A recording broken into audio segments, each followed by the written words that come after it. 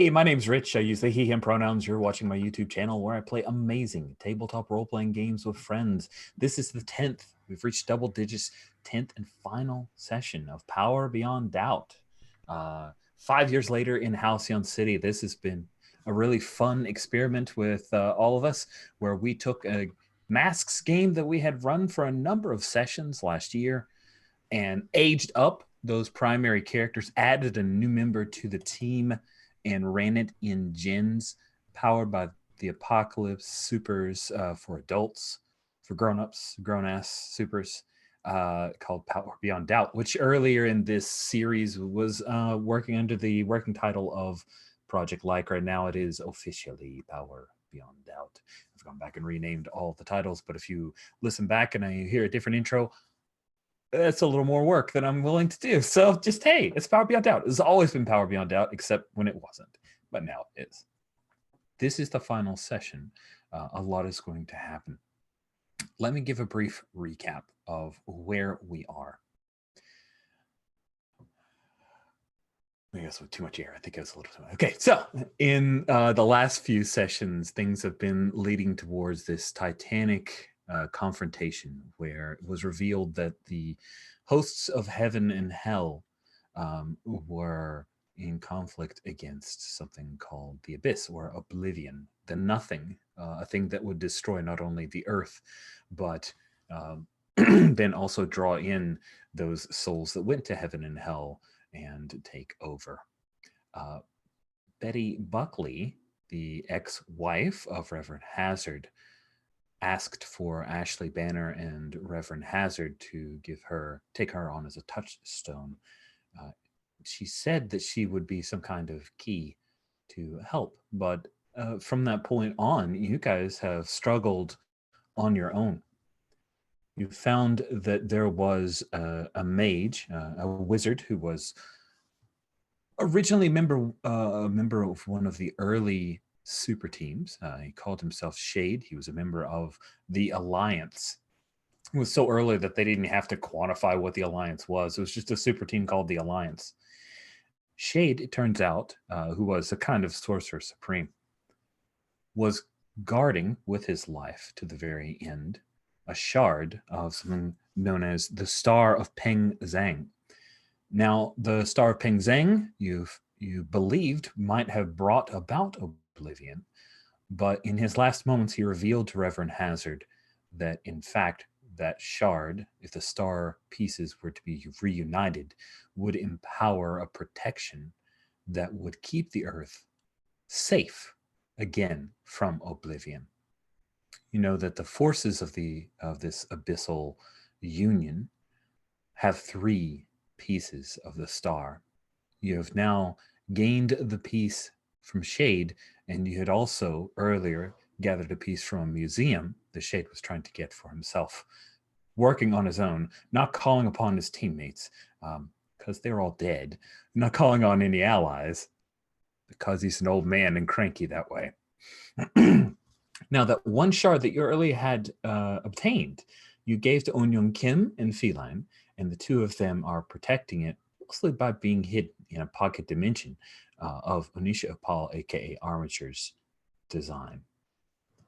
That is right up to the last moment. Shade revealed that to Reverend Hazard, hey, you don't want to be here when I die. You guys escaped from his tower, invisible tower that was set in a warehouse in the middle of the city.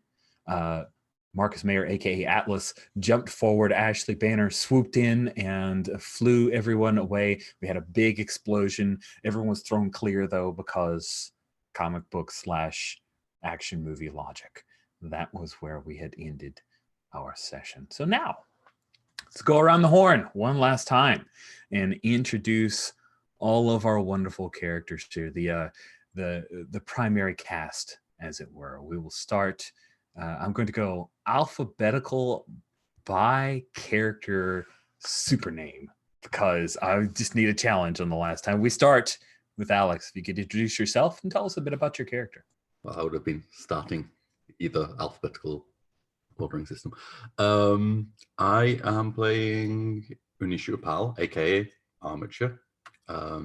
She is the architect, the kind of Iron Man, Mr. Fantastic, super genius. She has a suit. Well, she now has 2 suits because she took an advance.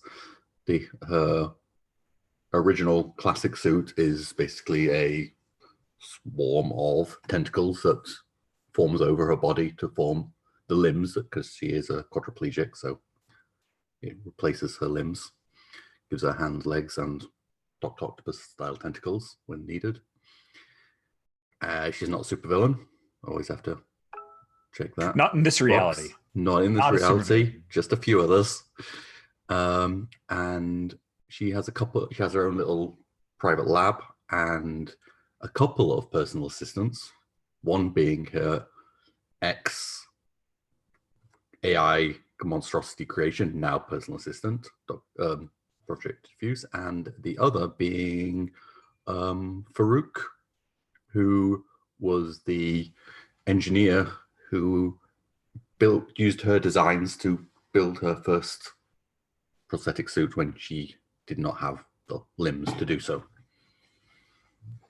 That's right. And she has headhunted him from Hanover Industries. Headhunted in the professional sense to hire him out. Yes, she has not taken the disembodied head and applied it to, gorilla body or anything like that. Not in this dimension. Not in this dimension. Thank you, Alex. Jan, please introduce us to Atlas and introduce yourself. My name's Jan, he, him pronouns. I will be playing Marcus Meyer, aka Atlas. Atlas is the changed playbook.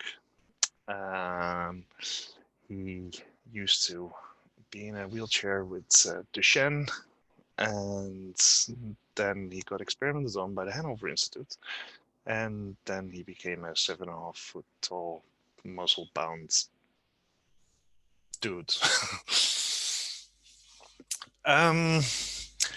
He is engaged to be married to Young Kim, and he's just a big strong dude. He's a little more than that. He's also got Fraggle Rock the sword. Let's not forget. There's that, yeah. Fraggle Rock the Fragarak. Fragak. The Gaelic sword. Cool. Thank you so much. Next is Tyler. Please tell us about the Demon Deacon.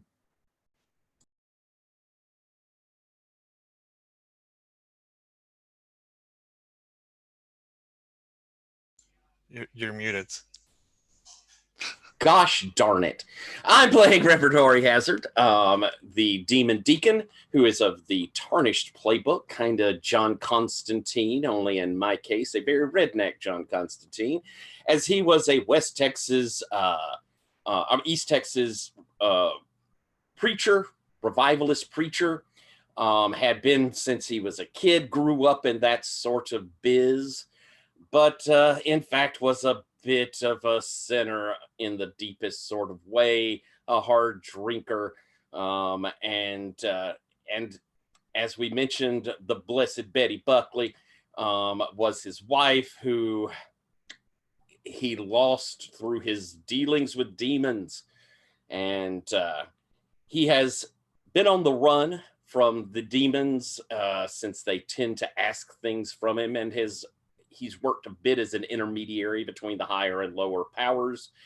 But having reached Halcyon City and our friends here, he finds that it is worth living with a group, and he has found friends and a bit of his humanity back. He's becoming a better person for being around them.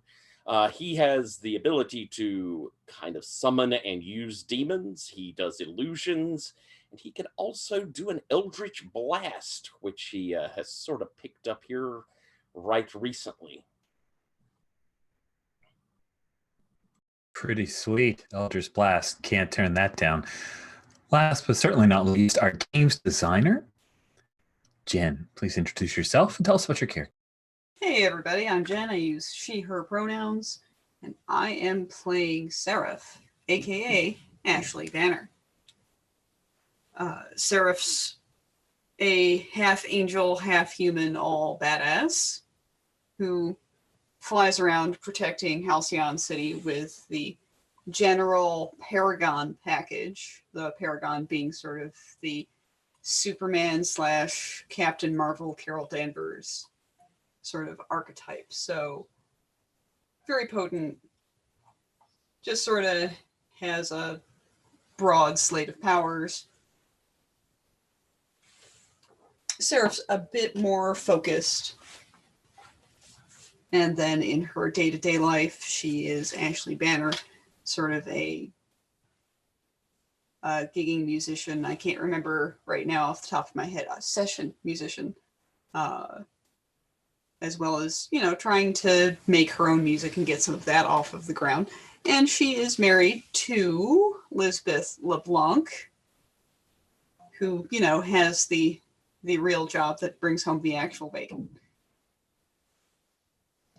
At some point, you're going to be on lunchboxes and have action figures and all that lucrative stuff that the Transcendent Crusaders have cornered the market on, you know? I mean, the Transcendent Crusaders can keep telling me that, but it is, in fact, not going to happen.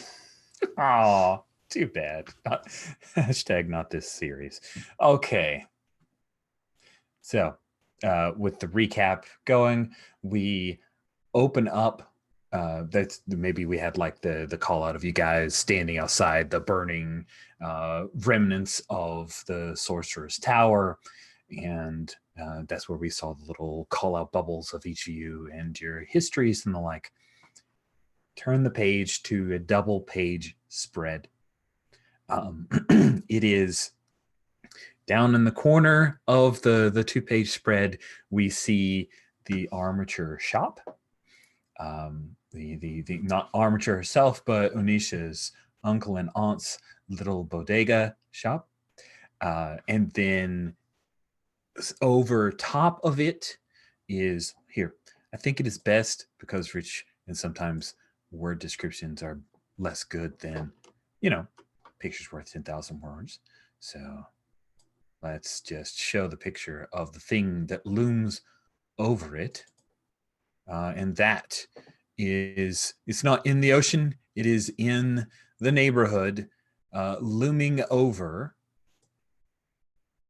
that shop. Looks bad. Looks not safe. Yeah, it's, I mean, yeah. So we see that as it is coming forward. You also see that the mega car, which is a Fantastic Four styled car that the mega stars ride in. The flying cup holder. It's a flying cup holder, right? With the mega stars little symbol, hashtag symbol and stuff that you can actually, it also works as a QR code. It's really neat that way. But they're zipping in, as well as Zion. You see that Mambo is floating on like these weird glowing skulls. And of course, easily because he is the flyer, Avian is flying in. Nano is moving along the ground, but it looks like the Transcendent Crusaders and the Mega Stars are converging on trying to combat this 6-headed Hydra. They're calling out orders. They look very organized. And then you see that one of the Hydra is like, its mouth is opening up as if it is going to spew something towards the mega car. Turn the page to you guys as you receive a communication from Dr. Solace, the leader of the Hanover Institute. Champions, this is Dr. Solace. I have been able to reveal a threat that was heretofore unseen. There is a abyssal Hydra that is currently trying to attack a particular neighborhood. If you take to the skies, you can easily see it. The Transcendent Crusaders and Megastars are on their way. They asked the young Crusaders to hang back. It's in South Side, just below South River.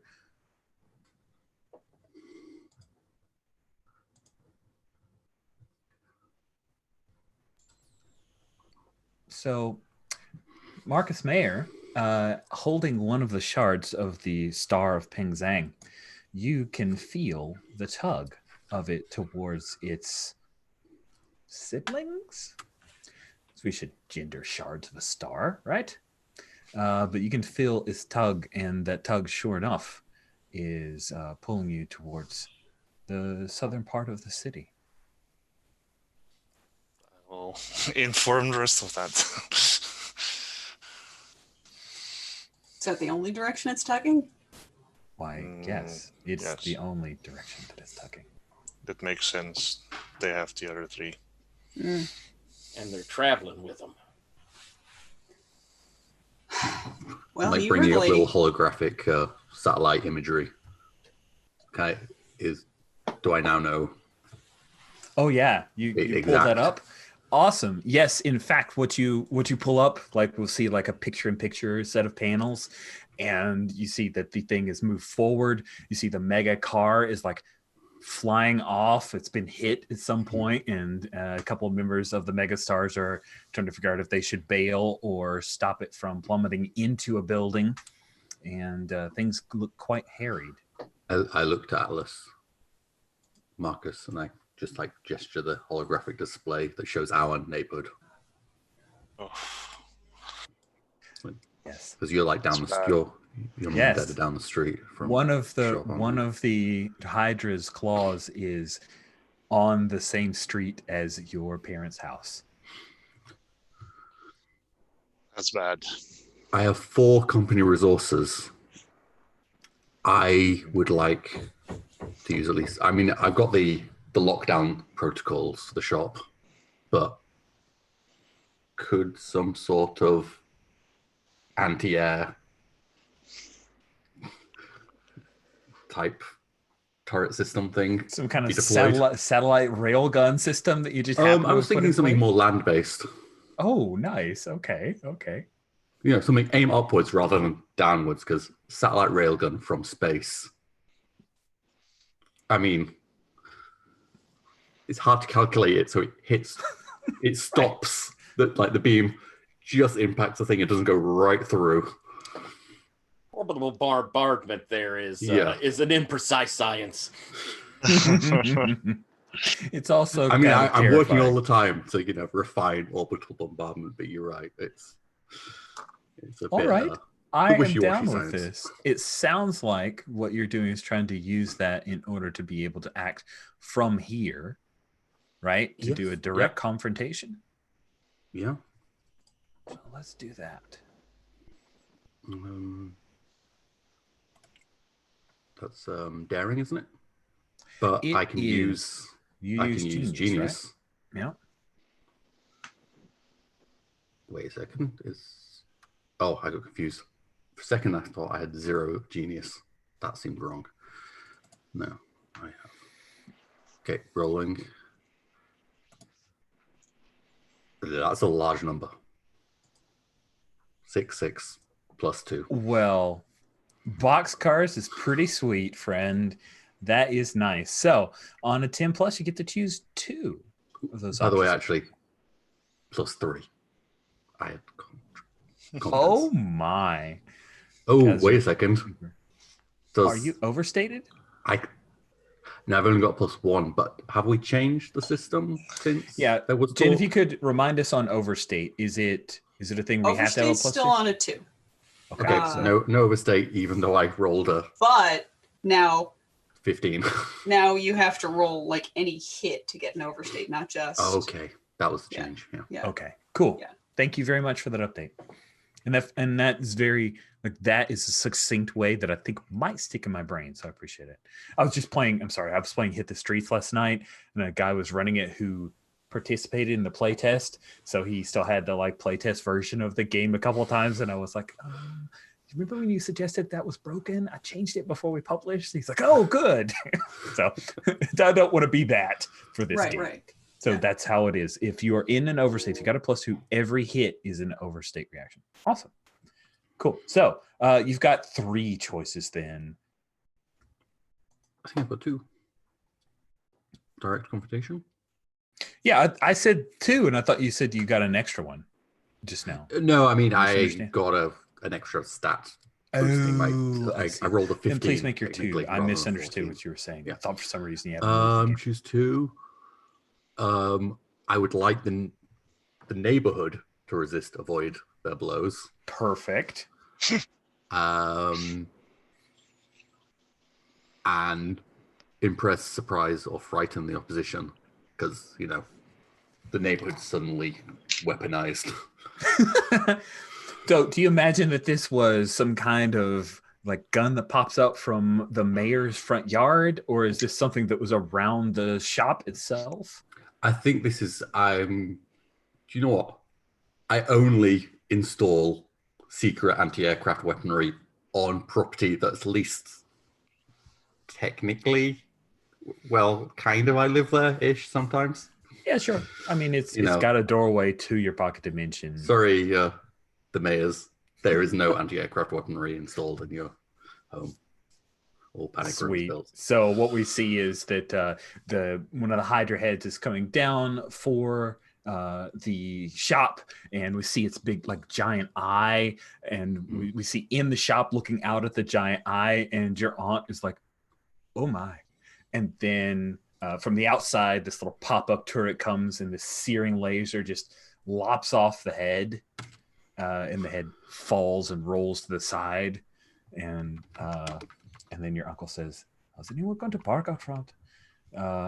But then yes, you have been able to help the neighborhood resist and avoid the attacks of the Hydra. I think it's time for the Atlas Angel Express. There's a little chat argument about the impacts to shoplifters when you have a giant Hydra head in front of the shop. I think it's net positive. So we prosecute shoplifters. Picture of Hydra head. Yeah, I mean, if you actually have the Hydra head there, that's going to attract a lot of teenagers who are looking for something to do, like poking the Hydra head. When guys like poking the Hydra head, skateboarding on top of the Hydra scales, and yes, this is it's a whole thing. I think your mom's going to have you guys drag it to the amusement park. I think that's a thing that may happen.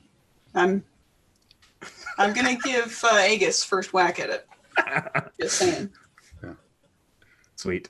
I share that, okay, it's occupied for now, but I don't know how long. Were you able to... Where is it from? What is it? Dr. Solis comes on and says, this creature appears to be from the abyss, the thing that I was trying to stop before.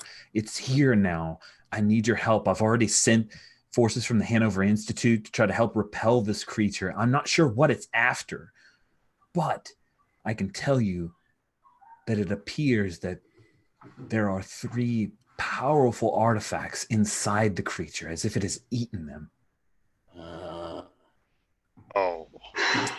Guys, we've got to get the remaining shards, and we've got to get them out of the city.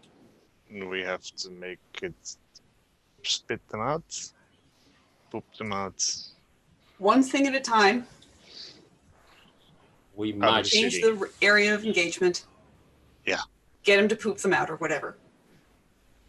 Should we bring the other one here? Once we get them all, we probably need to act quick. Mm-hmm. I mean, can we assume that it wants the others? Mm-hmm. That's powerful bait. That's true. It's pointing its head at your shop, where we've stashed the only shard we don't have in our hands right now. Is it? Is that, or is it just detecting your link? I mean, it's... Technically, it's not even in... The pocket dimension is tethered to the shop, even if it can be accessed from the front door. I assume that this conversation is taking place as you guys are traveling. Yes. In motion, yeah. So that like the this panels is like are a few splash panels of us like hustling our shit. Absolutely. Yeah, we're not standing there. This is The best thing about the J.J. Abrams Star Trek movies is, when there's something urgent going on, but people still need to talk, they're like running and talking. They're moving towards the thing they gotta do. Yes, that happens a lot in the Star Wars movies directed by J.J. Abrams as well. Yep. Running Yep. and regurgitating plot is a very important part. Man who loves a steady cam. Boy. Sweet. So I mean, it's better than, oh no, the head of the Senate is a traitor. We better walk very slowly towards this audience chamber with this fixed image of with background. this fixed image background and a still camera, because no matter how momentous this fact is, Yes, we can't nothing's gonna risk change. other camera angles. Right, the staid, boring cinematography, and Yeah. we definitely aren't going to hurry. nice. That costs too much. Armature, you may be right. Drawing it away somewhere other than the heart of the city would be our best bet. Where should we take it? Let's see the map here for a second. Yeah, let's jump over to the map. Let's get out of character. I think the last time we had a Hydra, we took it into Bayview. Yeah. Yeah, that was the Hydra line. I mean, what is up with Hydras and in Halcyon City? Like, I don't know. You think the Hydra think of something Stop putting your fifth house in Bayview. I think. Come to Halcyon, get ahead. I mean, the new? quickest way Oh, nice. to go through. Oh, a second. My meter. We would have to go through. It overrides the. I forgot how overriding the. Two south sides would. Yeah, it's around here is where you guys. Do we are really gonna need want to travel. drag right through Southside? Because we're in like Lincoln, aren't we? If I remember correctly, let's That see. was where. Lincoln is where Yeah. the shop and the mayor's live. And If we just head straight south, we'll at least get out of the more densely populated areas. I mean, I think that goes into like Let's take it along State Route 6. I want to say the word garbage yard, but that's not a phrase. Scrapyard? Thank you. You're welcome. I think we should take it along State Route 6 towards the Jordan International Airport. Yeah. Let's get its attention and start trying to pull. All right, friends. You come upon the scene. You see that the Hydra is in a pitched battle with several members of the Megastars. You do not see fighting against them at this moment. You do not see Battle Cry, nor do you see Malleable. Jadurgani, formerly Kavita, and Sloth are fighting against, basically trying to flip it, while the other members of the Transcendent Crusaders are facing a pair of heads. You also see that Manicius is here, as Dr. Salas had told you. The members of the Hanover Institute are helping out. Farouk Fidel and Selena are helping him. You see that one of the Hydras blasts towards Selena, and she just kind of escapes out of her little carapace thing to drop out of the way, and it just liquefies the asphalt behind her. Now, let me tell you, friends, that there is a custom move for the Abyssal Hydra. I saw. Yeah. I don't like it. I do not care for it. The six-headed Abyssal Hydra is the tip of the spear of Oblivion. Its many heads drain color and will with their attacks. Color and will. So someone's will. Sorry, I misread that terribly. I wrote that, but I wrote it poorly, evidently, because I can't even read the damn thing aloud. Its many heads drain color and will with their It'll be a attacks. black and white issue. It exists to ruin reality. In fact, it would. Like, there would be splashes of lack of color where it attacks. And no dancing. Ooh, wow. When you are attacked by the Abyssal Hydra, roll 1d6 to see which head has hurt you. With a 1, your team is drained to 0. With 2, your trust is drained to 0. With 3, your confidence is drained to 0. With 4, you lose 2 touchstones. With 5, your body is drained. Roll to weather a blow. And with you roll a 6, your highest stat is drained to 0. Harsh. So it's short one head right now, though. It is short What one number head is right it? now. Very We similar. roll to find out what head's gone. Well, I think that Armature should roll because she cut off one of the heads. Okay. Don't roll a 5. I rolled a 6. All right, the worst of them is down for now. Sweet. And I forgot to add the little bit. If you get a repeat result, you may choose one higher or one lower on the chart. Meaning if you've already been drained by trust to 0, you get to choose one higher or lower. It's your choice, whichever of the terrible other bad things happens. And then Can we just the last piece is once a head is drained 0 game. if you've taken one of the heads off and roll that head, you need only roll to weather a blow. So you will be taking damage, but you will not be taking the terrible damage. So I'll go ahead and do a strikeout on the text for that one. Although, reminder, it is a Hydra, and for those who know their mythologies. They've changed the text stuff. Where's the strikeout text? Dang it. There it is. Ha-ha. I didn't do that right. Okay, let me try it again. Ha-ha. Yes. Okay. I'll play with that. As this sounds like the big culminating battle, as we're flying along, I'm going to send a text out, and I'm calling in my bargains on Safia and on Solus. Okay. Telling them, and since this is coming off my bargain, I am asking them for they provide you with assistance or expertise unique to them and their determination. Ooh, nice. So sweet. Here is what I will give you. You get a from Dr. Solace. It's not Dr. Solace, it's Solus, the sweet. I was like, first bit. It's a part of my brain. It was like, I don't remember, but yes, I remember the weird motion vampire Solace, who they are going to be fun to see in this fight. That's going to be great. And Safia will show up with Cryptor soon. Awesome. So they're on their way to help you out. All right. So you guys come onto the scene. Real quick, there is and has, to my knowledge, not been in any of the major PbtA games any kind of initiative, but not a terrible idea to have a very simple initiative system. A game that I ran yesterday called Extinction, you would roll a stat, and basically if you succeeded at it, you went before the opposition. If you failed at it, you went after the opposition. And it was an interesting way to do stuff. I don't know if this necessarily makes sense here because the GM doesn't roll dice, but just something I want to posit while it's in front of mind because I won't remember it by the end of this game.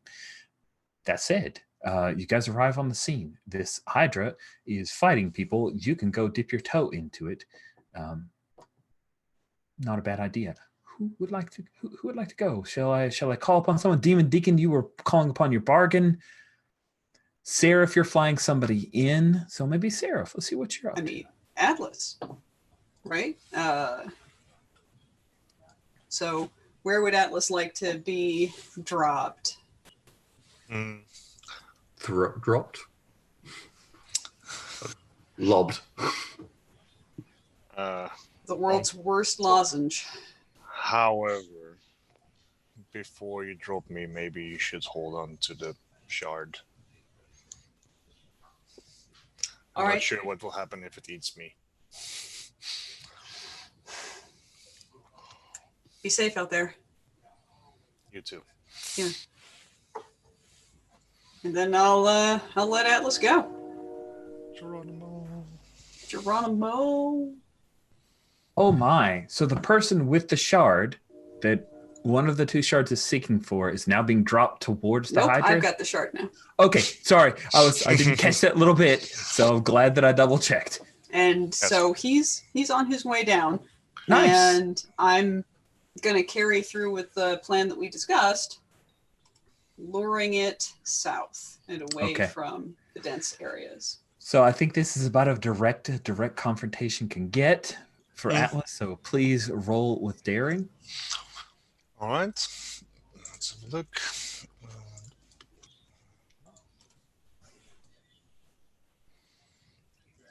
8 plus 2 is 10.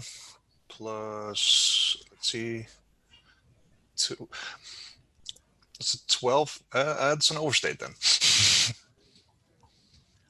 All right. This is perfect. When you're overconfident, on an 11 plus, you must also choose one more from your options. So 10 plus, you get to choose 2 from the good stuff, and then 1 more from the overconfident. So,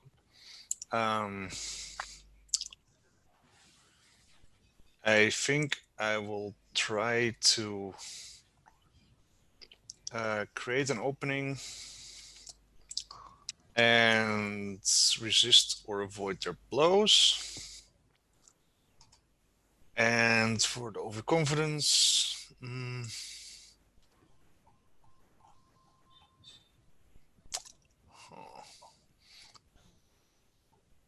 I think I'm missing something important because I'm sort of dropping out of the sky. Yeah, I think that's fair. Yeah. Atomic elbow drop though, so. All right, cool. So miss something important, and I'm sorry, which of the two options did Resist you... or avoid their blows. Good call. Create an opening. Awesome. So are you imagining you like drop on top of one of the necks or that? Yeah, I mean, slam it to the ground. Yeah, love it. Like basically just an atomic elbow drop. Oh, sweet. So giant atomic elbow drop, the head drops to the ground, and then Manicius and Sloth both move in, and they're trying to, as you've got it by the neck, they're trying to grab its jaw and do the thing, where King Kong took the giant serpent and like snapped its head back. Yeah, that's going to take a bit of effort. But with you, you've created that opening for them, so that's what they're trying to do. This head is immobilized. Why don't you roll a d6 to see which of the 6 heads you would come upon? Oh, well, this one, reroll select. It's a 6, so... You can choose which one then. Then I will go for rolling around to head number 1. All right.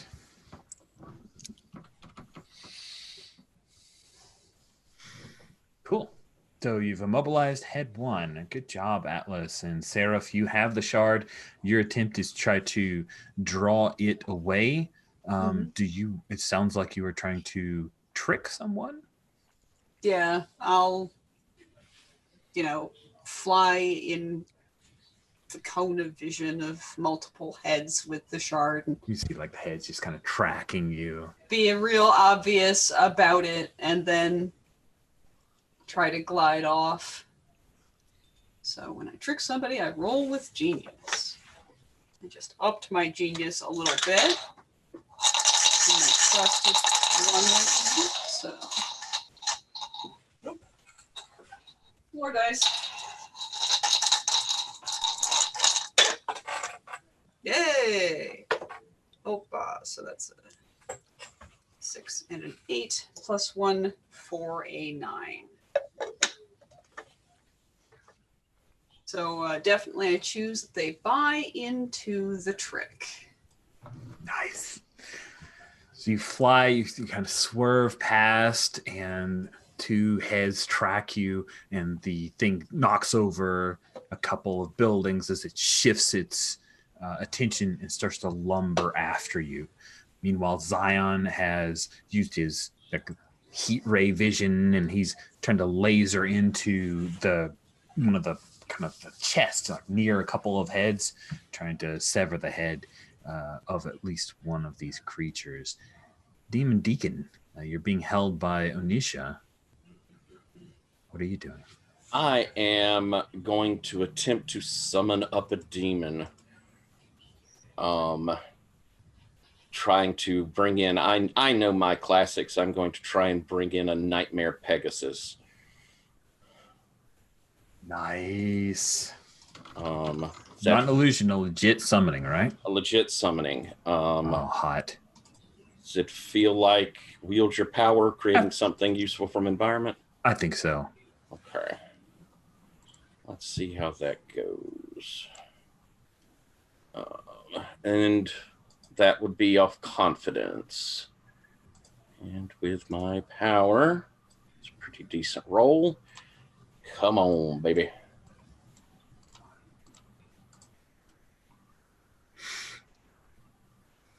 6, 10.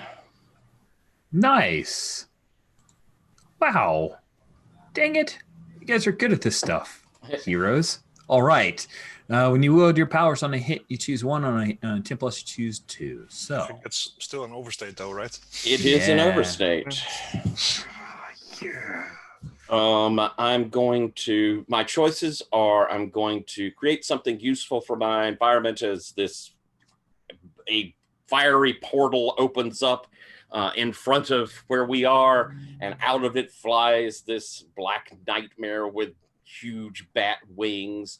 Think Avengers mount, maybe, from the old D&D cartoon. And I'll say to Armature, drop me, as I fall and land on its back. And I'm hoping to kind of veer towards where Seraph is while I land on it to take hold of something vulnerable to me. I want to help get the attention of that Hydra for us pulling it away. Okay. Yeah, that totally makes sense. And my overconfidence. Yeah, that's the part.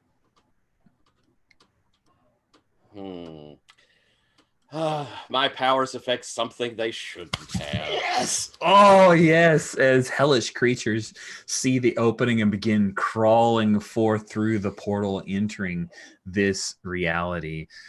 That's fine, though. They see there's a lot of so they'll just go off to an alleyway and smoke some crack evilly and stuff. I'm sure it's fine. Work for later. Job security right there. Jen, you and I. Awesome. Armature. Yeah, I think there's like a moment where like the Reverend Hazard just flies off on a demonic Pegasus, where I'm like slightly caught for words, and then I like get hold of myself and okay, Farouk, you've had eyes on this longest. What's happening? What's working against it? And I'm using I get to use my personal assistant of research and observation once per session. I can get an assistant to do one assess question on my behalf. Okay. So how can I end this quickly? All right, how can you end this quickly? He says, we have to be careful. This thing started with 4 heads. You cut off a head to grow back. How quickly are they coming back? What's the We've only been fighting regeneration? this thing for about 5 minutes, so pretty quickly. Okay. Project Fuse. Start warming up the orbital laser. Deploy suit number 2. Of course. I guess it's in the lab, so it's going to be launched from there. Nice. Yeah. That's appropriate. Can I just as it's like a cannon, almost like a cannon fire launching sound, and a of light as it's like I just like let go of I deactivate the suit I'm wearing so it just can fall away and then actually hit by the other one. Oh, that's hot. Oh, that's really, really cool. Like, before I fall to the ground. Yeah, and we totally see this. Like we cut to Hanover Institute, and Dr. Jocelyn Solace sees that, and she's like, "Manicius, get me that suit." He says, "I'm busy here." Selena, I need that suit. No. Damn it! It's hard. Farouk, take up that suit. I'd like to tender my resignation, Dr. Salas. And she turns and throws off her headset angrily. She's being foiled at every. And where is the fantastic car? Oh, not fantastic car. Oh, the mega car is it crashed into a Starbucks. They decided that they mostly bailed and diverted it from hitting actual residential to go into a Starbucks. Yeah, I'm heading there. I'm going to absorb it into my suit because the suit that currently is just gold tentacles, but I can pull in stuff on this one. Nice. So I can get bigger. Fly over to the megastar. So it's kind of like dang it. Where's Jen? The thing. Katamari Damacy thing? Just roll over stuff and just get bigger. Yeah. And you got a Katamari going? Yeah. I think I'm melting down the parts and it's just creating plating and weaponry from available tech. Yeah, so you fly over there, Armature, in order to grab pieces from the mega car, and you see lying underneath a piece of the mega car is battle cry. He's dead. He's definitely dead. He's pretty dead. Yeah. He died on impact. He was still trying to drive this thing.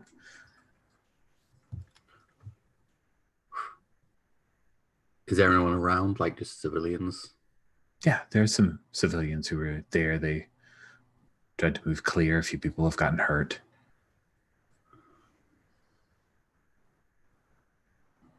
What do you do? I point to somebody's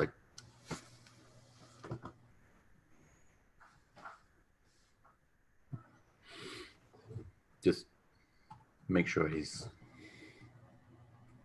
not alone. Yeah. One of the baristas nods, Yeah. And I, with my back to that's not thinking about that now.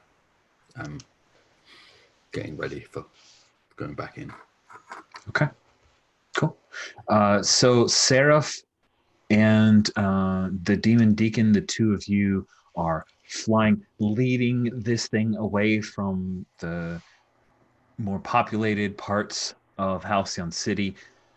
Zion is flying around. He says, "Oh, good work moving them away." He says, "Be careful. If you take off one of the heads, 2 more grow back. We're trying to figure out how to disable this thing. Perhaps a leg."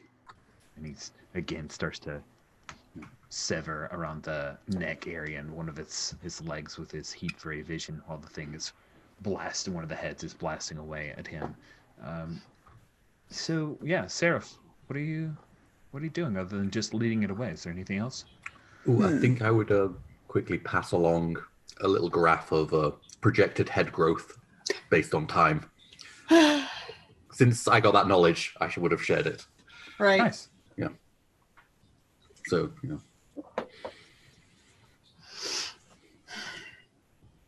Goodness.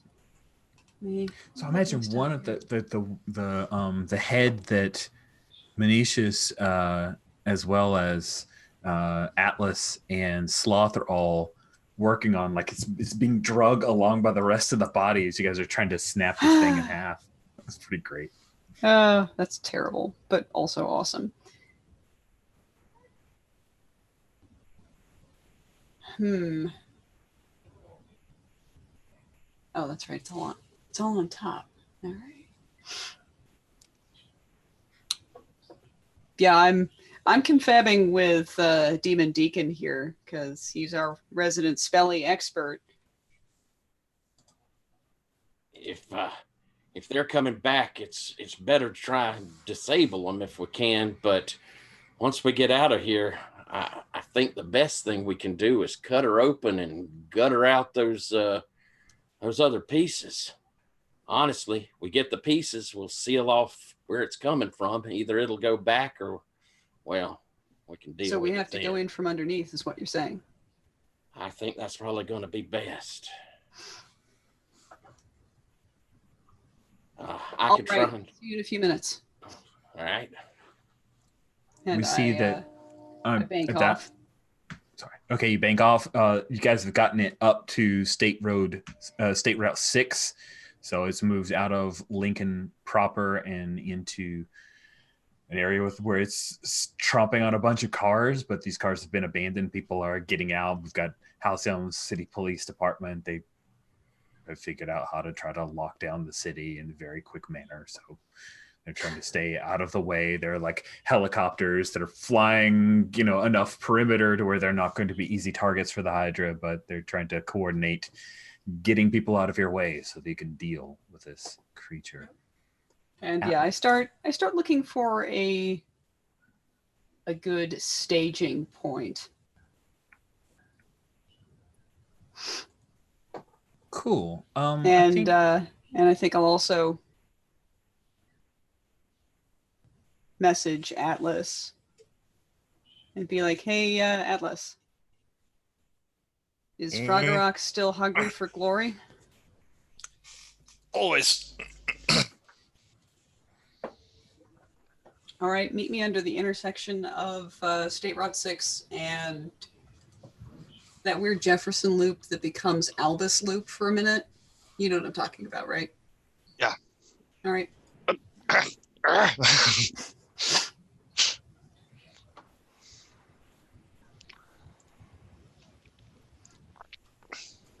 Cool. All right, so let's see what Armature is up to, and then we'll circle around to Atlas. I'm now at the bodega. Like, as I approached the kind of opening, it opens up. Mm-hmm. And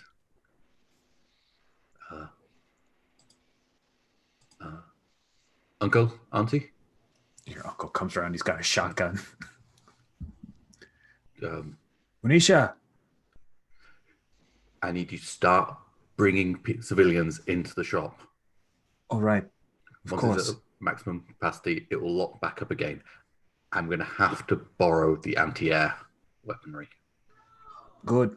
You could have told us that's why the electricity bill was so high. And Sorry.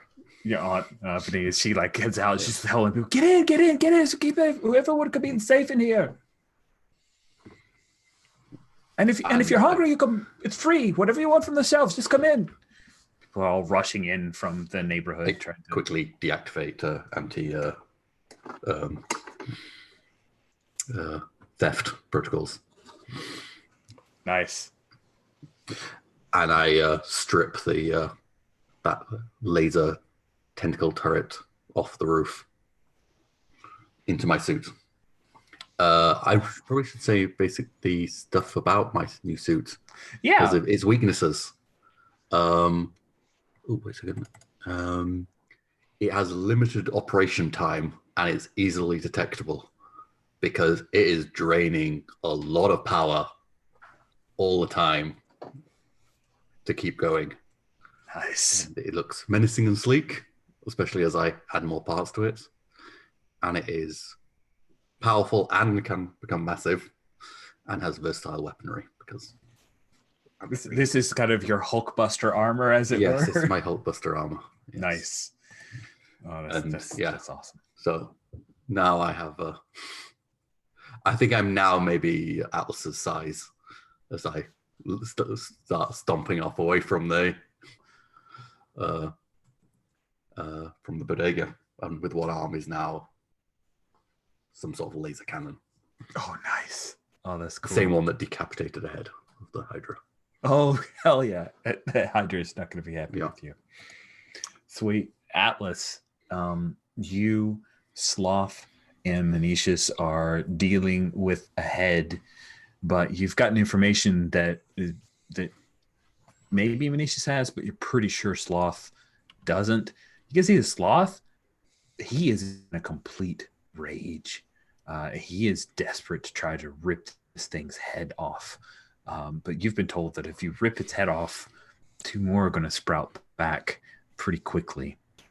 So what do you want to do right now as this heg's being drug along by the rest of the Hydra walking along State Route 7? I will probably address both Manutius and Sloth and just go like, guys, just subdue the heads. Don't separate them. And also, you will have to hold it off with the two of you because I have to meet Seraph. Nice. Okay, so it sounds to me like you're trying to persuade these guys with the information that you have. That seems like a fair assessment. Sweet. Let's see you do that. And then let's see what goes. Persuade humanity. So that's 8, and persuade goes on. Persuade goes on trust. So that's a 9. Okay. On a 7 to 9, they'll need some concrete assurance, corroboration, or evidence first. I think Sloth says, I'm going to rip it apart. I'm going to tear this thing. I'm going to tear it up. Hold on. I think I will give up my touchstone with Sloth to roll it, to bring it over into 10. Ouch. Okay. All right. With 10 plus, they'll go along with you unless or until some fact or action betrays the reason that you gave them. So they will try to twist it and break its neck and try not to rip it apart. Manisha supports you, while Sloth, again, is like, it's going to take him a bit, but he's so blind with rage that perhaps Manisha can just it's fine, brother. I've got this. Sloth and I will take this head. Then I'm going to brag about it to you for the rest of our days. Don't worry. And I jump off and start heading towards where Seraph told me to meet. Cool. And as you're headed, you hear, are you calling upon the Whisperer? Will you call upon the Answer, the Retaliator, Fragarok? Shut up. Yes, now. Good. That's leading many dragons in my day, boy. Sweet. So there's probably like a tiny line underneath, like in this tiny little bubble that says like, I hate you so much. Frogrock's laughing at all those like big letters.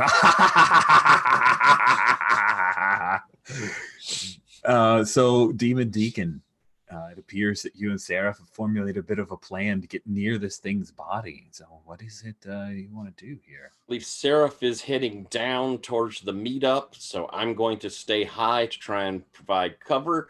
So my first action, I'm going to go heading in, and then from at the end of that, or prepare for a safeguard. But right now, no threat, so I'm going in, and as I fly in, kind of dive bombing towards one of these heads, I utter this word. It has a clicking sound to it, almost like cave crickets on dry leaves, as my mouth distends, and vomiting forth are all of these spiked, tiny, well, not tiny, they're probably as big as my hand there, spider creatures that flow out from my mouth, smashing, landing on top of one of the heads as this vomitous spider horde begins spinning to wrap its mouth.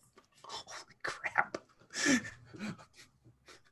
Oh my goodness. That is pretty gross and awesome. I think you are wielding your powers, are you not? That or direct confrontation? Which do you think? I think direct confrontation. Yeah, that totally makes sense. All right. Do we just see this swarm of these creatures coming out near direct confrontation? Oh, come on. All right. rolling with my daring and my confidence. It's not great, but it's not horrible. And I got a 7. Nice. You get one choice. I am going to take something from them, the ability to open their mouth. Nice. So the spiders come forward as one of the Hydra heads tries to fire at you. It fills up its nostrils and everything, ends up like hacking and everything. But then from that stump from earlier, a head comes forward and you see this is slightly smaller and it's a little discolored, but it fires upon you. You have been hit. Please roll a d6. Okie dokie. I also have to do an overconfident. Oh, sweet. I love that. I've been hit by 4. And my overconfident choice is you look impressive or frightening to the wrong people. Yeah, I think that's a really appropriate thing for the Transcendent Crusaders and Megastars survivors to all note that, like, Demon Deacon just did a thing that is hellish and horrific. We note to self, as Nano says, I told you that those were not illusions. He is accessing the hell dimension. It's true. What does head 4 do to me? Head 4 drains you of 2 touchstones. Ouch. You get to choose who is no longer a touchstone for you. All right. I think I'm going to lose straying from the path, and I should keep Delma since this was so dark. I think probably Seraph, since she was with me last and is heavenly in so many ways. Nice. Yes. All that you've brought forth is you're hit by this weird, like, grayish energy ray. It pushes you away from Seraph. Her faith in you is just shaken a little bit. Seraph will probably believe in you again, but you've lost that confidence to really trust in her to support you, and that's why the touchstone is severed. Ah, delightful. You rolled the perfect one. Good. So Armature. Let's see who hasn't gone a bit. I just want to make sure I'm sharing enough spotlight. Who's got a thing they definitely want to do first? First thing to see is the one that goes. Have I been? I think I've been before Seraph has been. It's been a bit since we've seen I think Seraph. so. You guys in chat were coming up with a plan, but I haven't seen Seraph do a thing. So Yeah. Demon Deacon does this hell spider vomit. That's pretty noteworthy. But what's Seraph up to as this thing's now trailing behind one of the huge? You ever seen this, like, not the regular electrical wire, but one of those, this, like, the huge metal structure. It's got a bunch of almost lattice work holding it together. He's ripped through one of those and it's just dragging behind, attached to one of its heads, and he's crushing over a bunch of cars. So, like, several Toyotas were getting a kickback. It's great. Yeah. Hashtag, marketing or something. I don't know. Yeah, I am basically looking for a place that's going to be ideal to give Atlas a shot at its underbelly, or a place where it could be easy to come at it from below and roll it over either onto its back or side. Nice. Once you assess the situation. Sure.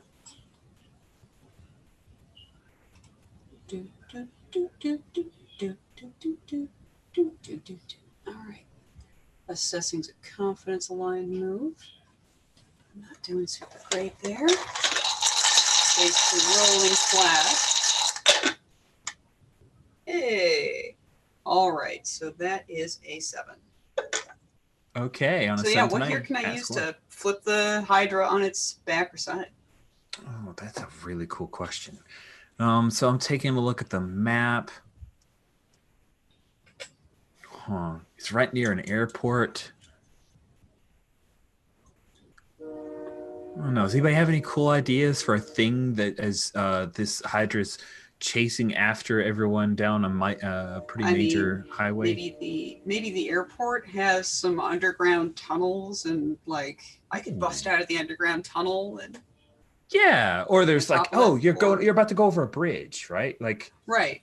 Because yeah. like it's a highway system, so there's probably a lot of like concrete overpasses. Yeah, cool. and So there's a things like concrete that. overpass coming up next. I love that. That's great. Yeah. Yeah. So you glance ahead and you see there's a concrete overpass. They're in the middle. Like there's a couple of cars that are backing away.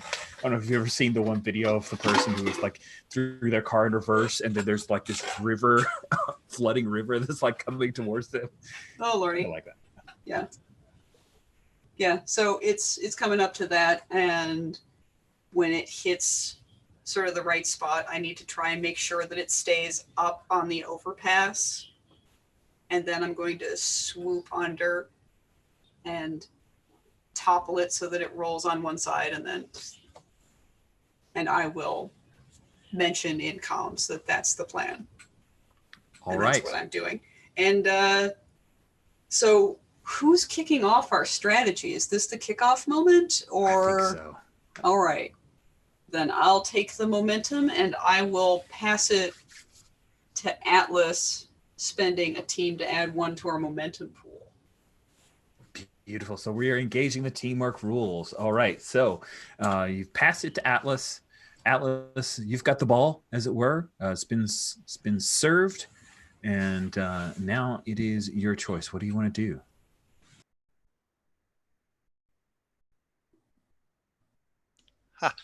Hi. How's me? So before I do anything, I should probably roll my Indomitable, because That's a good thing to have. Because it's when you go into battle. Technically, we already did, but we're going into more battle now. Extra battle plus. That's a 10. So I hold 3. Nice. It's always a good one. I think Atlas is going to ask Fragarak, like, do you think you can cut through the skin of that monstrosity? Yes. What is the phrase? Some kind of hot knife and butter. Well, time to light up then. Sweet. You draw it forth. It lights up. Some kind of unholy fire. Sweet. So, I have to roll for him. Yeah, you do. You do. When you tap into Eldritch powers, roll plus power.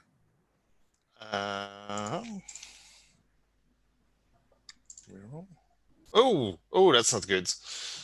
Oh, that's bad. Oh, really?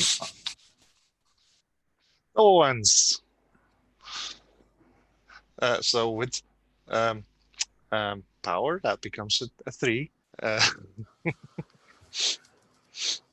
So, the good news is you get to mark an XP. On a miss, the Eldritch energy takes on whatever shape its true source desires.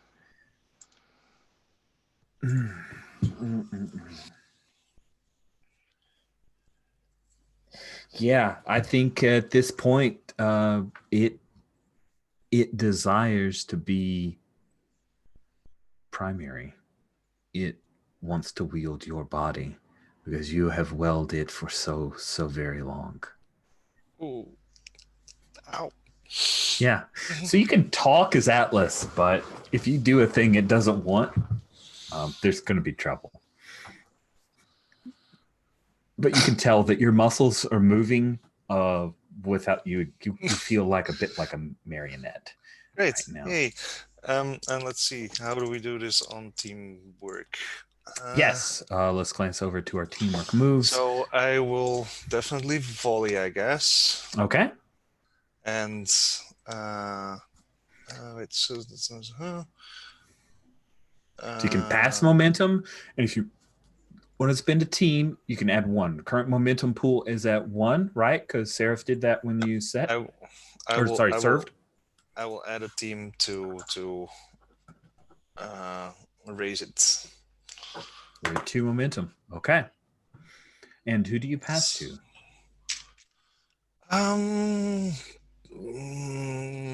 Unisha. Okay.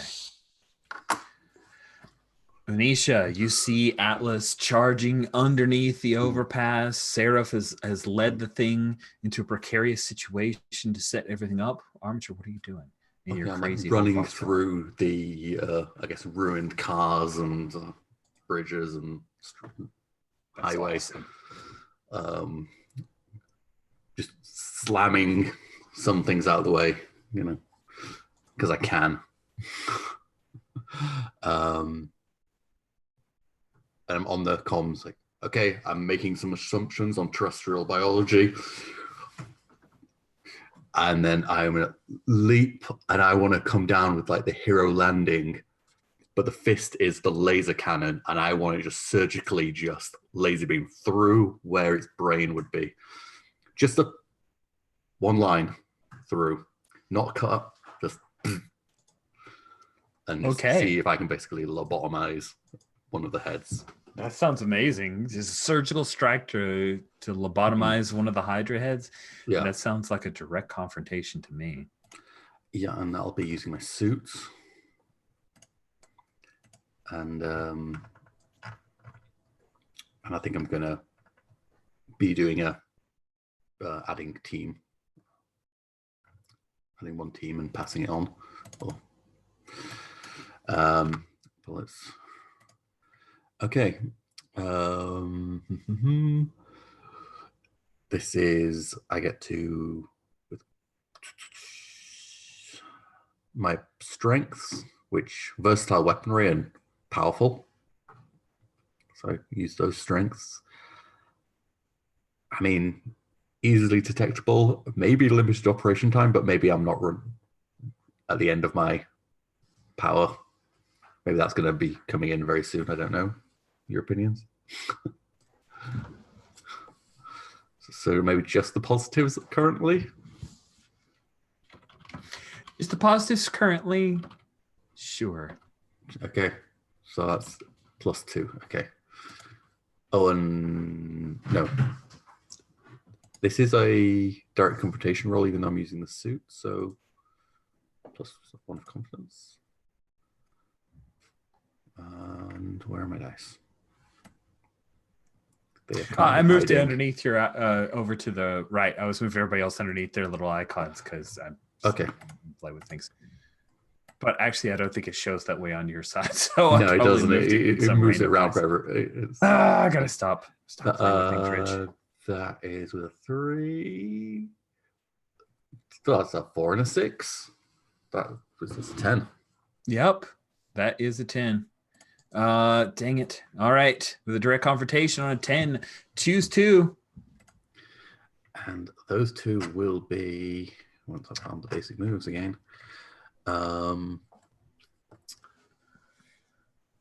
And you're not overconfident, so. I'm not overconfident, sadly. And it was only a 10 anyways. Resist and avoid blows and take something from them. You guys keep choosing to resist or avoid their blows. All right, you take something big from there. Dead weight on the end of the neck.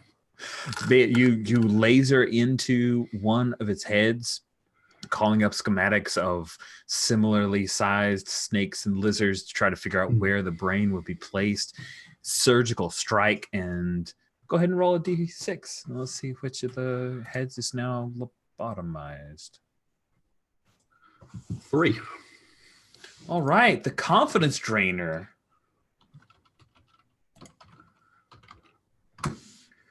And I would like it to have been like, when the head comes down, it's by like where Munitius and Sloth is, and I'm grinning and then I see Sloth. I'm like, nice. I get back to work. Nice. Passing it off to You volleying or setting? Setting. Okay. Hot. You're about to set. Do you add any to the momentum? It's currently at 2. I did, yes. So okay. it's So up to momentum 3. is up to 3. And who do you set? I'm going to roll a dice. 1 to 3, it's Seraph, and 4, 5, 6 is Deacon. Seraph. Okay.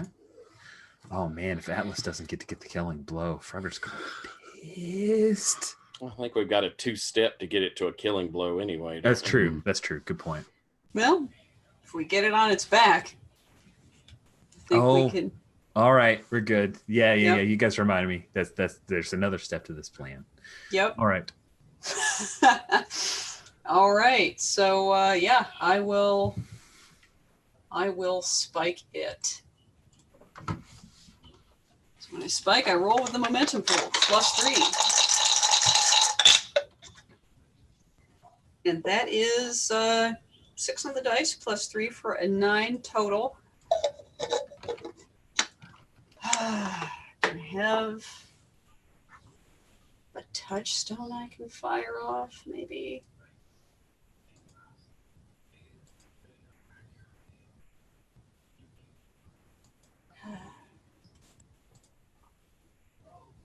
Would it make sense to spend my touchstone with Atlas here? Maybe to bring it to a 10? That's pretty fascinating. I think that works. All right, we're gonna make that happen. So we're gonna bring that to a 10. Okay, on a 10 plus, you get to choose 2 options from the spike move. Yep. And for starters, I'm also going to be a jerk. This is where I spend my hold for There's Always a Way. Mm-hmm. So I'm going to choose 3. There are only 3 choices, so what do you do? So let's see. I'm gonna. Who do we give that team to? I mean, I'm gonna run the villain out of determination, or Yeah, I'm gonna run him out of determination. That is the wise choice. That is exactly. That's straight up. Had such. And I'm gonna give Atlas the team, and I'm gonna shift my confidence up 1. Okay. All right. That is pretty amazing. You flip this thing up. You come up through the concrete overpass, hit this thing. It topples over, kind of throws Manicius clear, but you still have clinging on Sloth as he's ripped with Manicius' help, ripped the jaw off. So it's just kind of the upper part of the thing's jaw. And now he's reaching in and trying to grab the thing's tongue. He wants to yank its tongue out. He's really mad. Yeah, he's mad. Atlas, you feel yourself moving forward, jumping down to stab at this thing's bloody heart, hearing Fragorog screaming, ululating in your mind as you come down. I think Atlas will definitely at that point go this is not me doing this. Sweet. He does it and then stabs downwards. Go ahead and roll direct confrontation. Roll with daring. And remember, you have a team in case you want to do anything delicious with Indomitable. Yeah. Oh, good point. Reroll. Oh, that's a 10 plus 4 or something like that. So definitely a overstated. Yeah.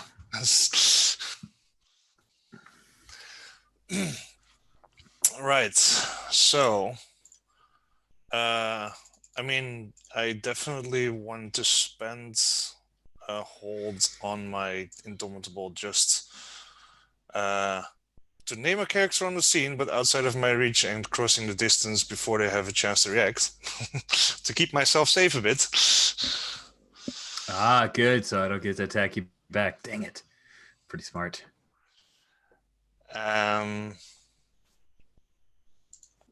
And then, let's see, direct confrontation, right? Mm-hmm. I mean, yeah, literally creating an opening, I guess.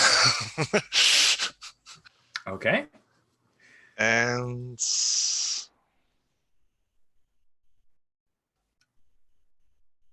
Literally. yeah, taking something from them, I guess, but it's like more of a. No, I don't think, and it's not. Shots? I'm not. Do you get the bits? I don't think I can get the bits right away, but taking an entry from him. An entry? Not sure I can't follow. I'm sorry. I was assuming that we'll have to get in. Oh, okay. All right. So It's kind of like creating an opening twice because it's yeah, a really big so opening. Srugrak goes and rips across, and Sarah, and if you can. overconfident, of course. Yeah, the overconfident. You got a choice. I there. mean, this one definitely is going to be looking impressive or frightening to the wrong people. Because, I mean, it's not Atlas doing it, so.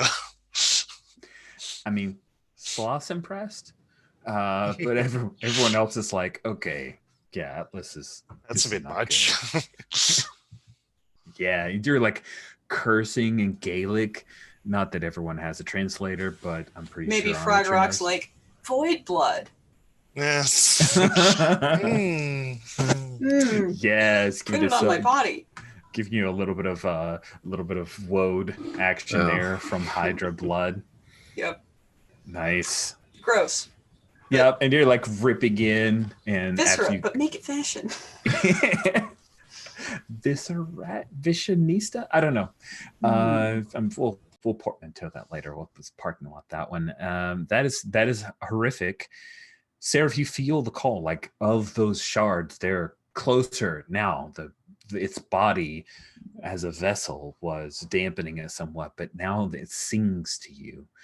And Armature, you hear over comms, you hear On Young Kim say, is everything okay? Because this shard thingy is like acting really weird.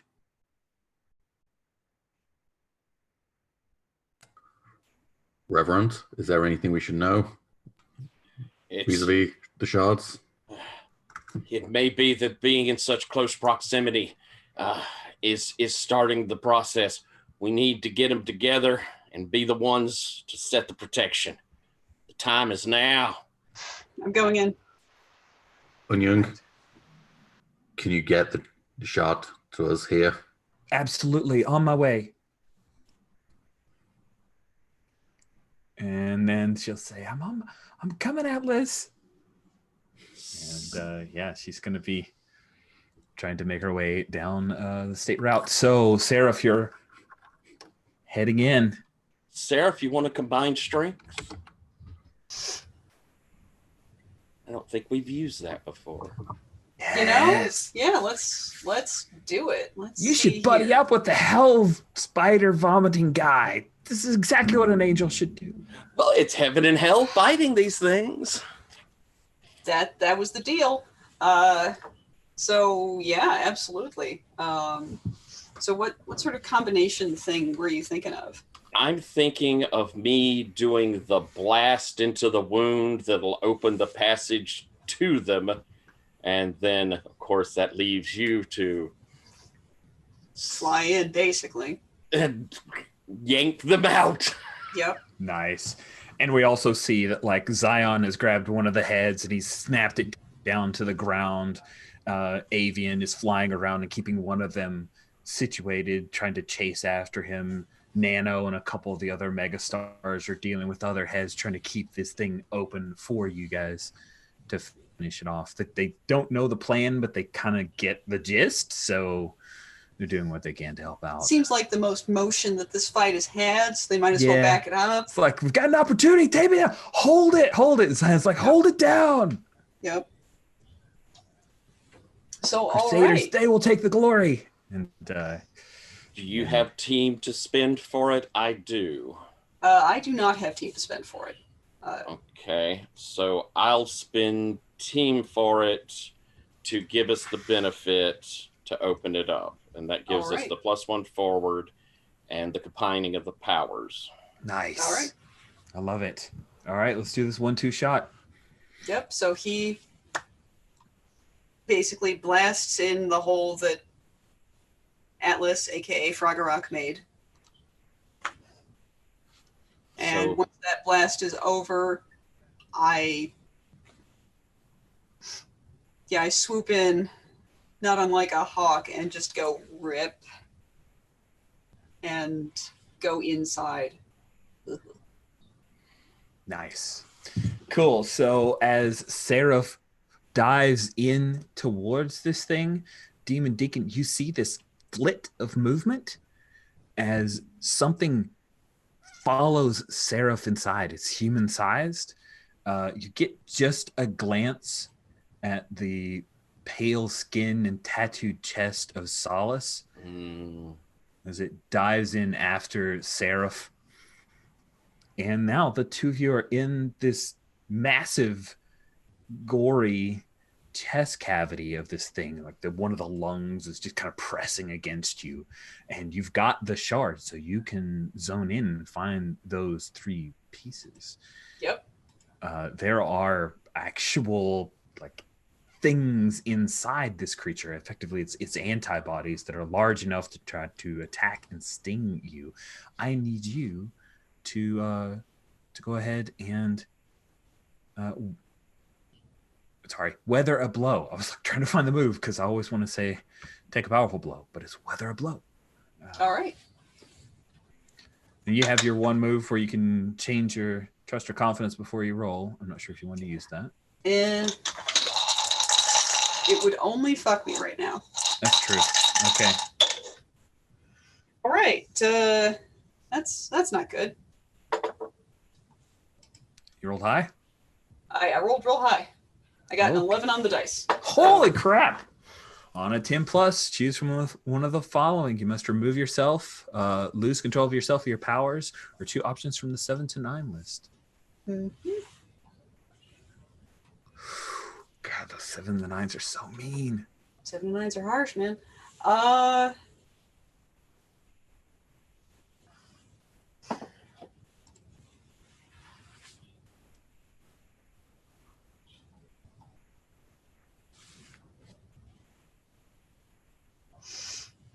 Yeah, I don't think it's the right time for that. So, yeah, I'll MC shift one of my tracks by 1 and give a foe an opportunity. Oof, nice. Okay. So you start to seek out those shards, but as you do, several of these antibodies are these weird globule things with electrodes attached to it, like these kind of weird electrical organic antennae type things, and they attach onto you and they start electrocuting you, and you feel one of them slip into your hand and draw out the shard and start to bring it towards the other shards. But I think that's going to shake your confidence. So I'm going to shift your confidence down by 1 as you realize you've delivered the shard to it. Now it only needs 1. And who's coming this way? It's Eunyoung Kim all by her lonesome. We cut to Eunyoung Kim driving like a bat out of hell in her little mini car with Feline on the side. Can't this go any faster? Man, yeah. This is where I really might have to pull it out because I've clearly got to get to that main cluster before this antibody does. Yep. You certainly do. Yep. Sweet. Solace moves ahead of you, just kind of swimming through viscera, as it were. And Solace is going to try. It's you feel it trying to drain. He says, "This thing has no emotion whatsoever. I'm starving." Cool. So we'll cut to Atlas. Did you hear Froggerok say, "Your angel is failing. We must save the day. We will bring this victory to this world." So what is it that Froggerok forces you to do? I think he wants to start shearing his way into this thing, try to grab those shards. I think think he does, but I think Atlas is starting to protest. Like, this is not your body. Nice. I think you're trying to escape from peril then, right? I suppose so. Yeah. Yeah. Well, you've tried to escape from peril, which is your body being taken from you. You need to roll with daring. On a 10 plus, you made a clean getaway. You break free of his control. On a 7 to 9, you'll either leave something behind or be forced to take something with you. My choice. Boxcars. When you're overconfident, Yes. on an 11 plus, you choose one of the following as well. So you make a clean getaway, but you either leave a calling card behind, or you can't stay away from for long, which means that Fragorok pulls you back in at some point. Yeah, I like that. I like Second that. option? Yeah, absolutely. Yeah, you force it back. You push Fragorok's influence away from you. But you know that he's going to slide back in a moment of weakness. Probably honeymoon. But anyway, that would be terrible. Sweet. So you have freedom of action. You're right near there. And Frogrock's told you that Seraph has failed. You get the impression that it knows those shards are trying to combine. Yeah. I try to make it to Seraph and help her out. All right. It sounds like a direct confrontation. All right.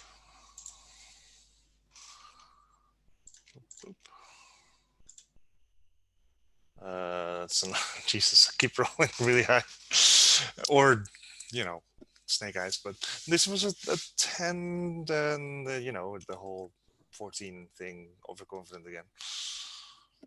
You are so good at this. Awesome. You get to make 2 choices on the 10 plus and a third choice for overconfident.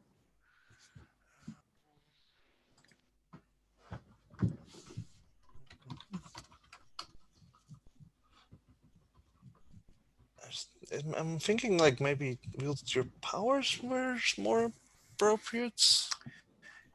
I actually was sitting there debating if wield powers was more appropriate. You're rolling with power instead of daring. Yeah, it's not as impressive, but still. I mean, it was a 10, so it's still like a 13.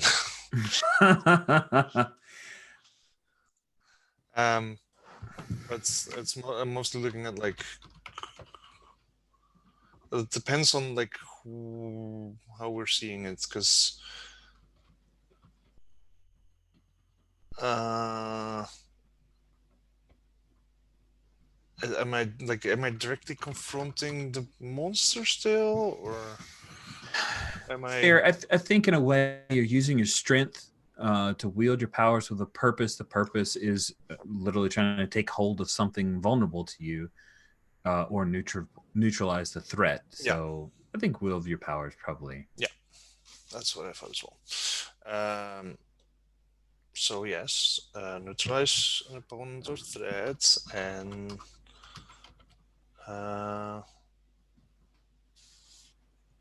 take hold of something vulnerable or create something useful.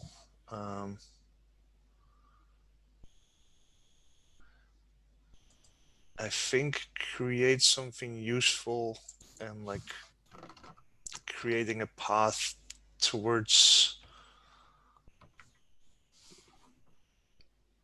the shards. Okay. Cool. So yeah, you for open the things up. overconfidence,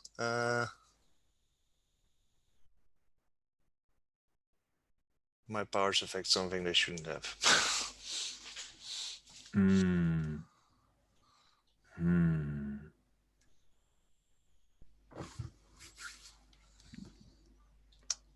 I don't know. Anybody have any ideas on powers affecting something they shouldn't have, for Atlas ripping his way into the Hydra with Fragrak? I mean, if we want to get icky, there's like, stomach acids and spurting and Yes. Yeah. or Yeah. really corrosive blood. I don't know.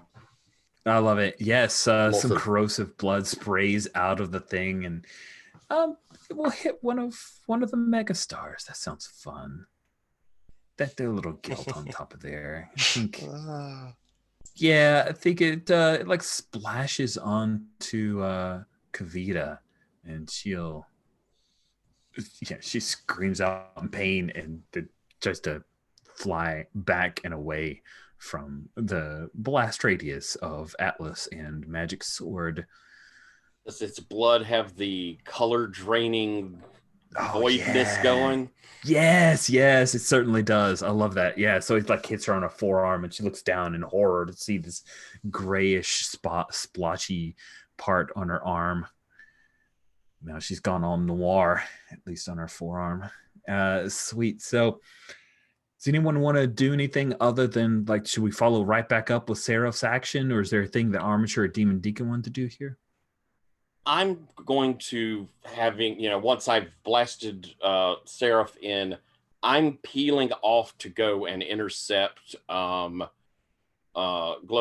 and Feline, and either safeguard them coming in or get the piece they have. One of the two. Absolutely. Yeah. So you fly back with the cool Nightmare, and you see her little, mini car, and Feline like opens the sunroof as they see you flying overhead, and Onion Kim, she'll throw it towards you. She trusts you, right? So she's gonna. She didn't see the hell spider vomiting, so she still thinks you're cool. Everybody else hates you. I'll yell down to her, "Don't worry, we're gonna get through this. I have a ceremony still to perform." I think you get like a little communication from Anisha, like, hurry, what's the kind of estimated time on the ritual? How much time do you need? I can't say for sure, but it'll certainly take all my attention for a little bit. And I've got like a little graph up with the Operation Whack-A-Mole, and it's like, I'm trying to figure out how fast do we need to just keep taking out heads if we just want to keep it occupied long enough for a ritual to get through. Nice. Cool. And the Hydra is starting to move. So Seraph, you've been given a bit of an opening now. You know that those four shards are being pulled together there in one center mass near its heart. What do you wish to do? I'm tired of fucking around, trying to ooze my way through all of this.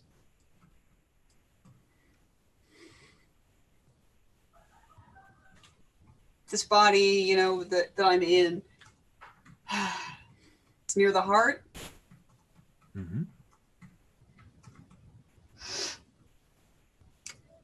I'm going to grab the part of the organ or tissue. Like, is it inside the heart? Because I think that's pretty badass. I think that's super badass. Yeah, you see the last shard, the antibody like slides and pushes that shard into the heart, and you see these four glowing embers inside this humongous serpentine heart. I give it my absolute all. I grab a couple of the arteries. Right? I get one under each arm, and I'm just going to pull it towards me. I don't want to, like I said, I'm done wiggling my body through. I'm bringing it to me. Are you pushing your limits?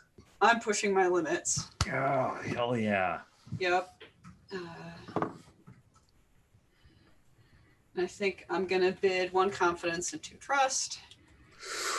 That's everything. That's a lot. Oh my goodness. All right, here we go. I'm going all in. And I get +1 to rolls to push my limits from overwhelming. 1 confidence, 2 trust. Whew, okay. So that's a 9 on the dice for a 13 total. Okay, on a 12 plus, you get your bid back. Shift 1 on a track of your choice. Okay, I'm going to put my confidence back up. Okay, good call. Oh, going in that deep is always spicy. That was a little terrifying. I love it. You reach in, you grab those arteries, you yank it by an aorta, and do you wrench the whole heart free, or do you just dig in and pull the shards out. What does it look like? I bring the heart to me, and then I'm just like, yep, boop. I just push an arm through like it was a knife, and I pull out the shards, like just as the fourth one clips itself into place. Oh yeah, so you're able to like grab it as one piece, like 4 pieces of a 5-piece star. You can see it now. It like the formation is nearly complete. You pull that thing out. Outside, this thing is thrashing and wriggling in pain, roaring. Gouts of flames are coming out of a couple of its heads. It now has 7 heads, by the way. So yeah, it's a lot. It's a lot. Maybe. Diffuse? In a Joker comic, I'd like turn to Solace and be like, "Hey, Solace, do you want some panic? Take my hand." Well, and guess what? It feels better because he takes it. Yeah, he's like, "Ooh, tasty, tasty." Sweet. So, Seraph, you come out of the thing. Atlas, you spring forth from it, and then Solace slowly climbs out.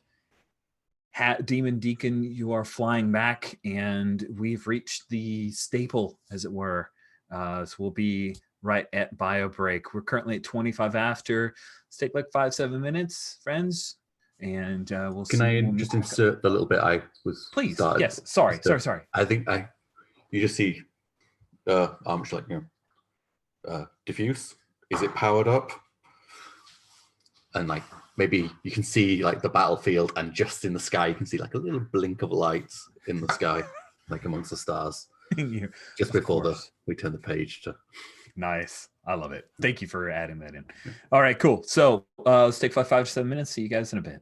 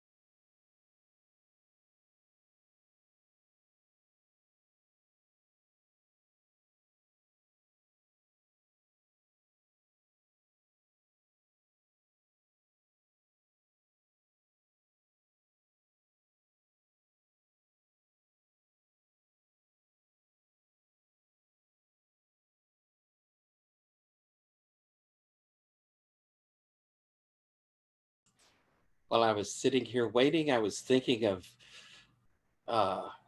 going over Reverend Hazard's other comics and such, like his Kids for the Kitty cartoon, Heck Blazer, where he's out there taking down the nasties. Heck Blazer.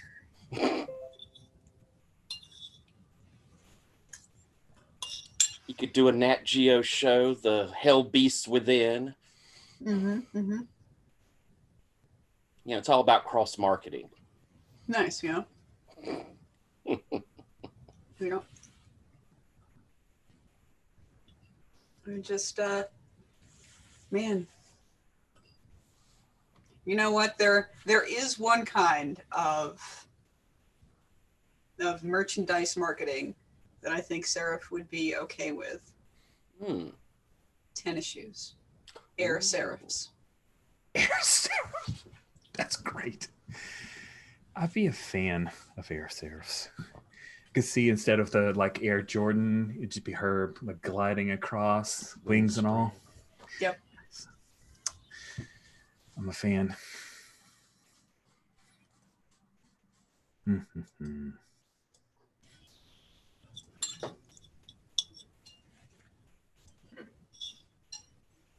I thought the battle team up worked real well this time. It felt really smooth.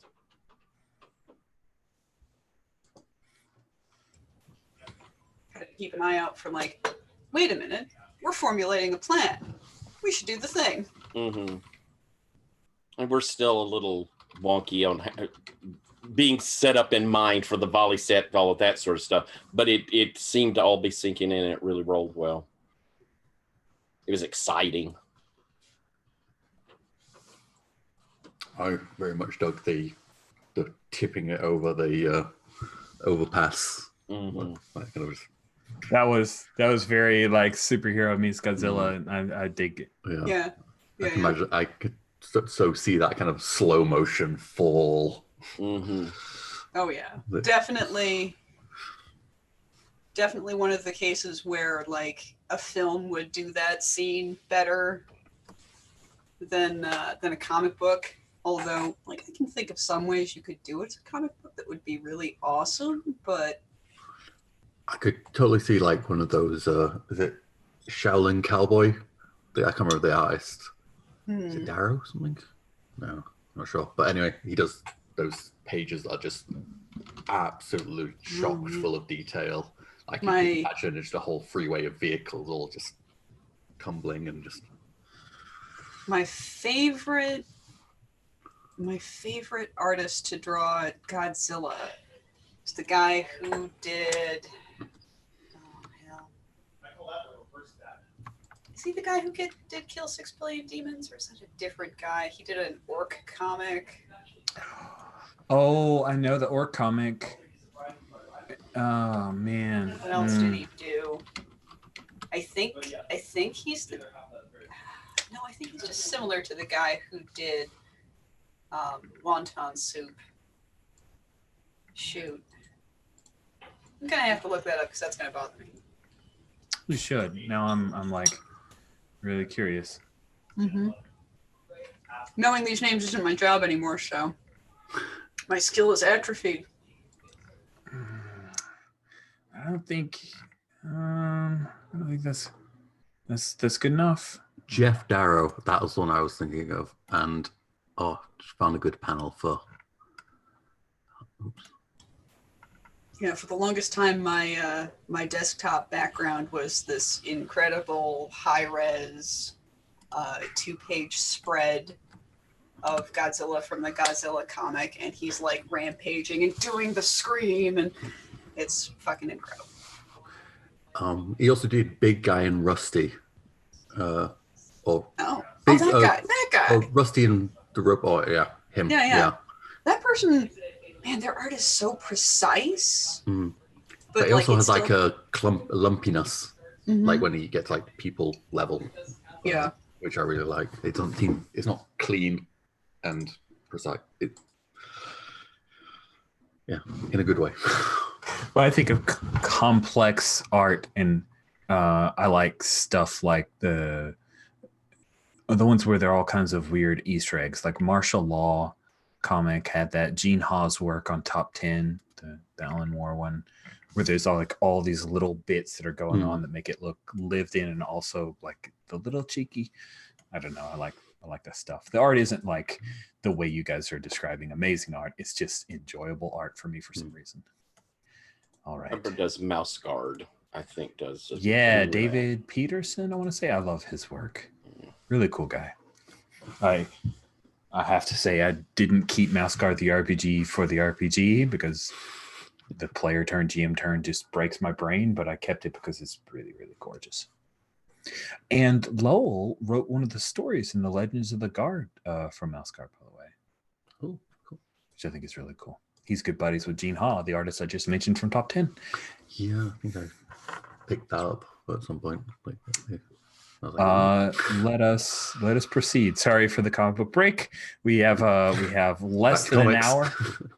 Less than an hour before we lose Alex. So let us pick things up.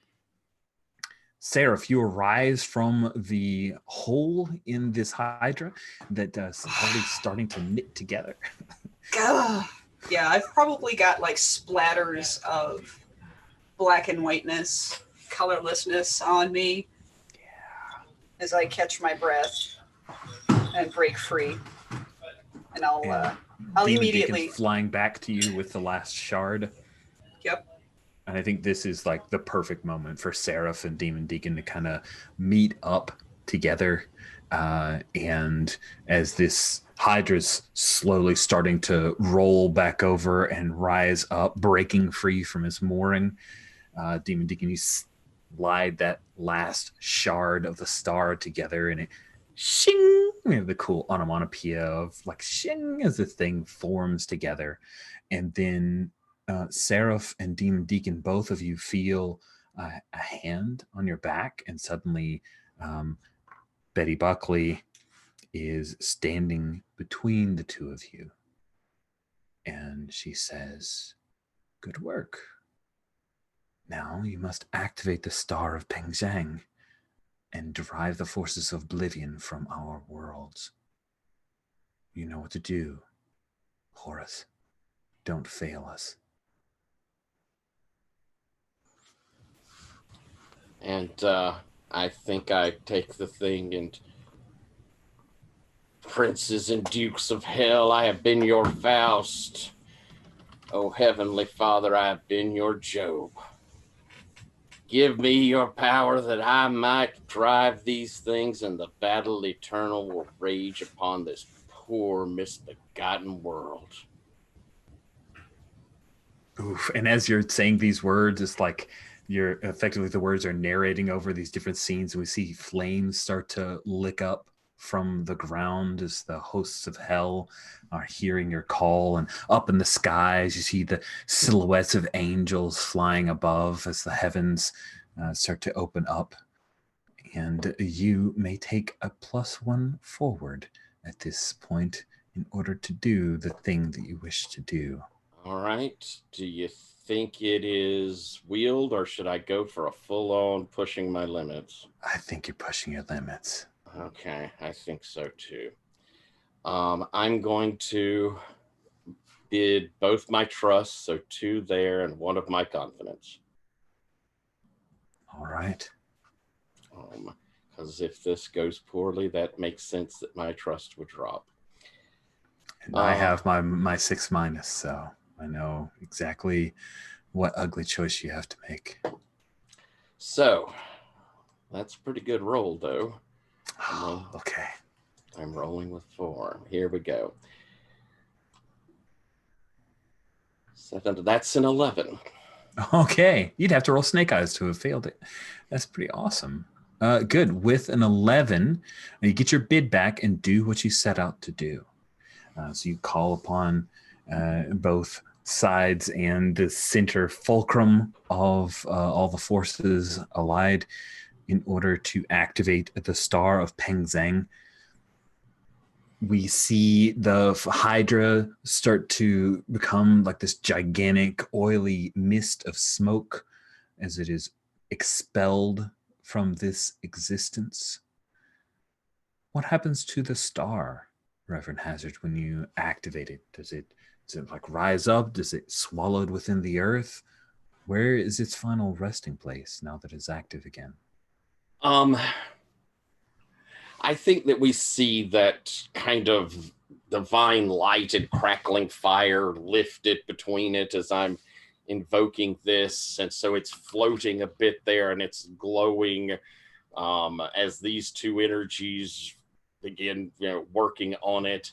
And I think there is this sort of thrummy energy. We get the full wonkiness that goes across the screen, and we see as it exerts its power, that spread of energy, that it sort of like spreads into its pieces again. And then it sort of just swirls and just disappears. Awesome. And I think as the Hydra is being pulled away, like one of the heads forms together and becomes something that tries to snap at Reverend Hazard. And then Armature, what is it that what happens before this thing is able to try to snatch defeat from the jaws of I victory? didn't think you were going to get to fire the orbital laser today. I was ready to just sigh. You're starting to power it down? Yeah, I need an orbital laser to power it down. I'm like, I just like diffuse, and I just like nod. I don't do the little thin line. I do whole head. Oh yeah. Oh yes. That's awesome. Like, for a second, it's like day, or very vivid day, like Miami Day. Yeah. Nice.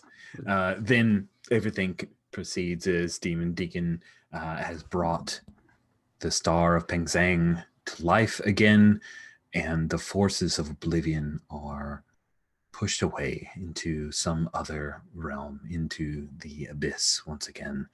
Oblivion has been defeated.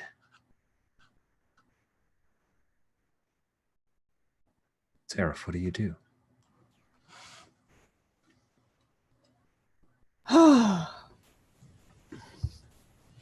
What a relief.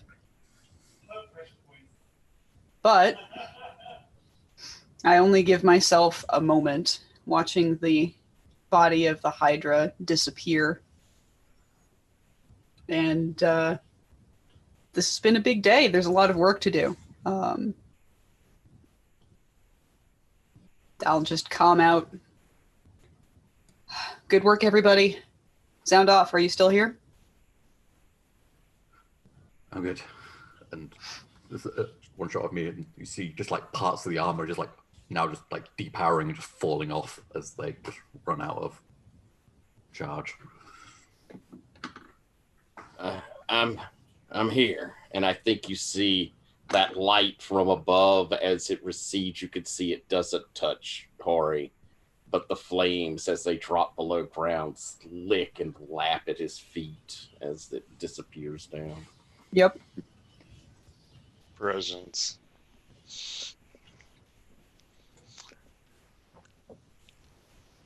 All right, good. Well, I want to beers and high fives for everybody, but there's a lot of cleanup to get to. I looking down the highway, and it's just, yeah.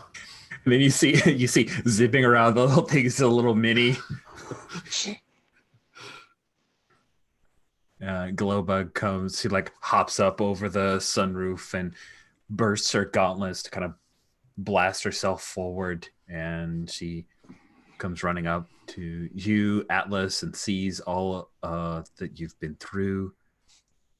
She hugs your waist anyway. You're you, right?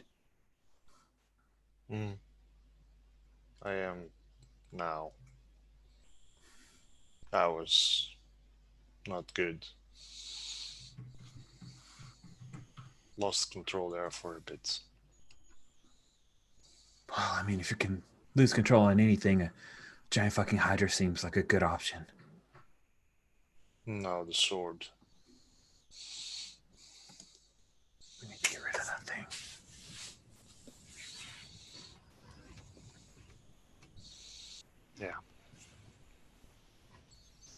Starting to agree with that.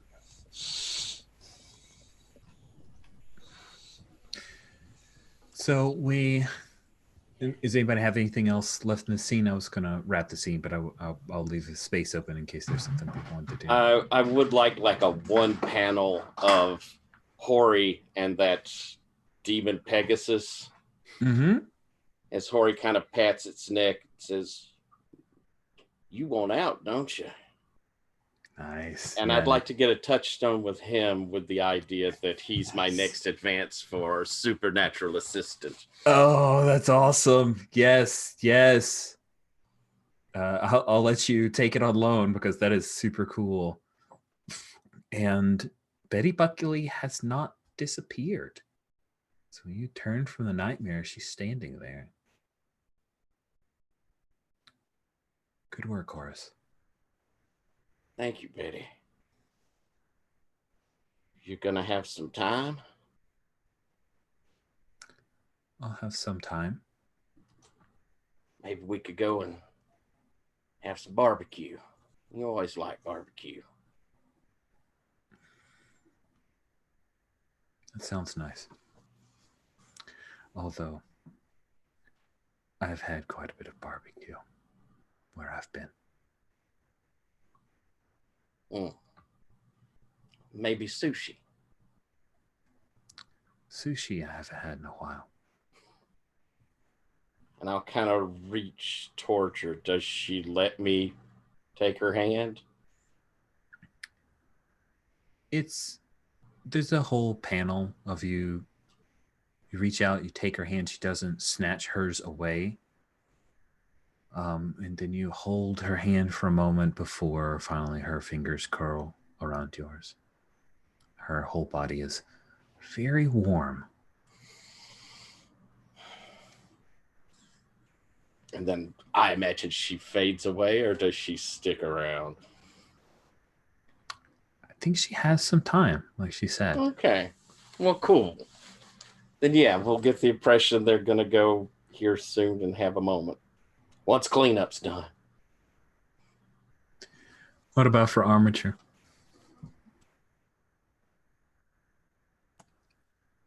I think she's going to go and tell Sloth. Okay. Yeah, you see Sloth is just... He's seated on his butt in the middle of the highway that was the underpass, the overpass was over. There's a bunch of concrete shards around him. There's no dead Hydra for him to sit by. He's just sitting there covered. His shoulder is like this grayish thing. You see there's a bunch of cuts and bruises and a bunch of like smoke stain on the side of his face. He's just staring at one of the yellow stripes on the highway. Sloth. Yeah.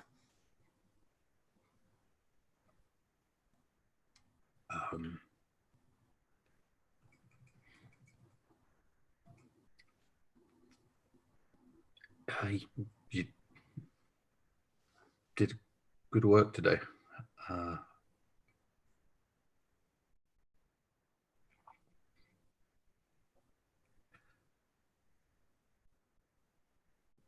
Battle Cry. He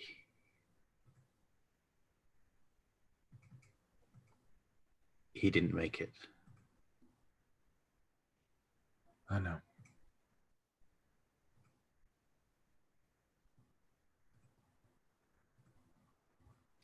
He managed to land the mega car without.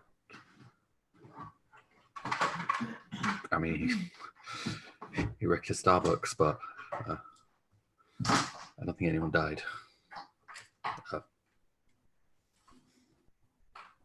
You know what I mean? Yeah. That's good. I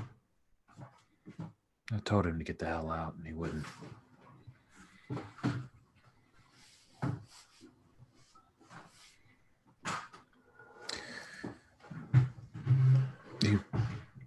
I'm sure you got a billion things to do. I can can spend a moment.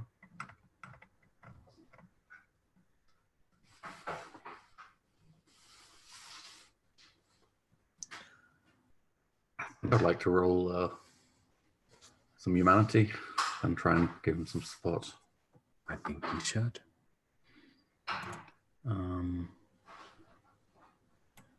Where are they hiding? Oh, wait. Okay. Downtime moves. Oh,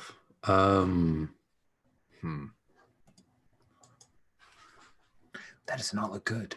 no, that doesn't. I mean, I do get +1 trust. Do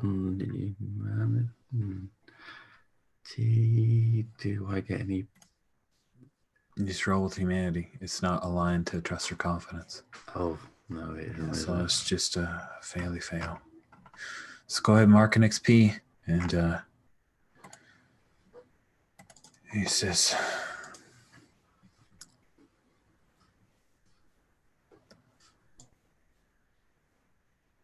wasn't really fair. No.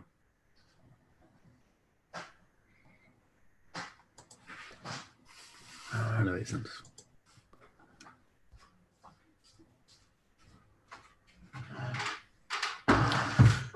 Will you come to the funeral, Manisha?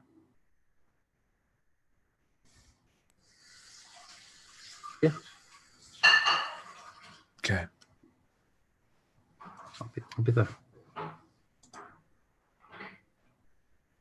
And he is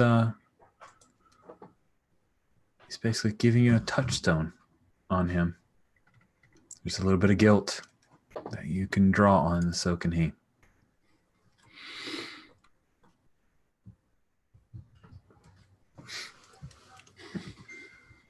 So, shall we bring that scene to a close? Skip forward some time to a wedding?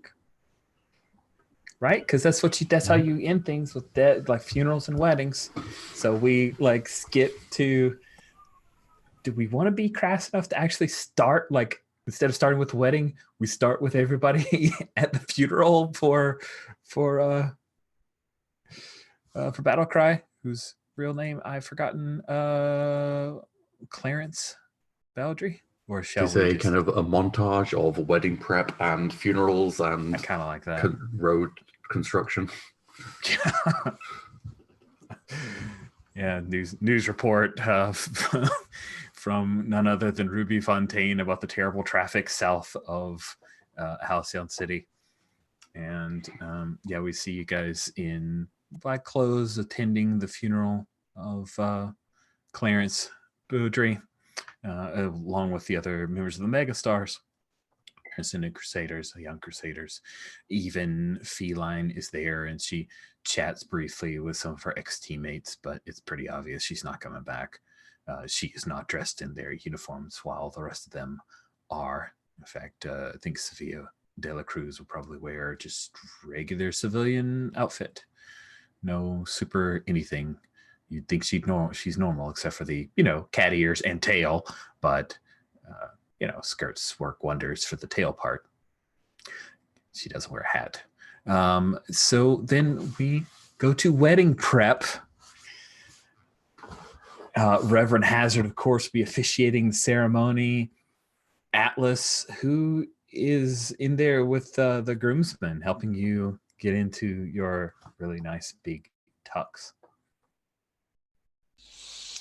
I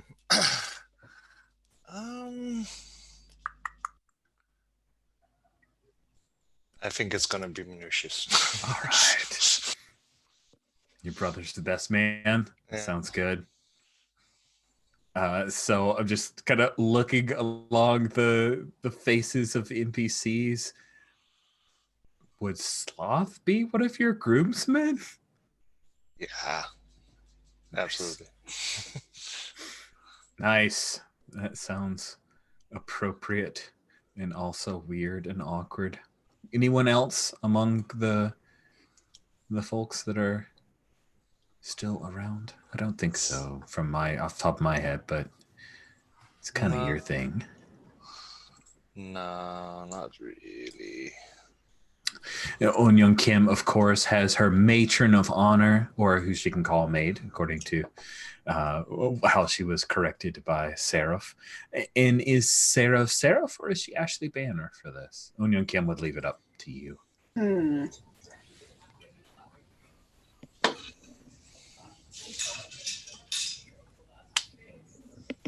Seraph this time. Nice. Cool. As a Seraph, that's really cool. And let's see, who else would she have chosen? I don't know if there's a whole lot of people. You know what? Just because I think she might have chosen Daniela Santana, because she seems to find her interesting. I'd have asked Feline at this point. Yeah, that makes total sense. So Feline and Kavid and La Espada, aka Daniela Santana, are in the wedding party as well. And yeah, maybe she's asked one of her like brothers or cousins to help fill out the on the groomsmen's side, so you've got an equal number. So Reverend Hazard, is this an outdoor ceremony? Is it in some big church? Where's the wedding being held? Gosh, I'd have to really kind of ask Jan, what he knows of Glowbug. What would she want? Would she want it outside? I almost feel she's an outside sort of person. I think outside, yeah. So yeah, we've probably got one of the big parks that is there cordoned off for. Oh no. She does not want one of the big parks. Hold on a sec, Rich. She's got to glance at something real quick. And it's so small that, oh, I know where I can find it. Give me a second. I know exactly where she would want it to be. At Rocket Records. Outside in the parking lot at Rocket Records. Because that's where you guys like played together and as a team, and you were, witness, and I think she has a lot of fond memories for that. Dimitri is there. He's came in from out of town, and so all these chairs are set up, and you've got folks from the Hanover Institute, and of course Rosami's there, making sure that things are running well for anyone that's on her property. Heldrake has shown up because she shows up at things sometimes, as well as Mooncaller and Jadu Garni, Kavita. The other members of the Mega Stars are there, but they're keeping a low profile. There are like no drone cameras following them around. This doesn't look like it's going to be a thing that they're going to be putting on their reality show. Atlas, did you disinvite the Transcendent Crusaders, or are you okay if they show? I think that Avian definitely would have gotten an invitation.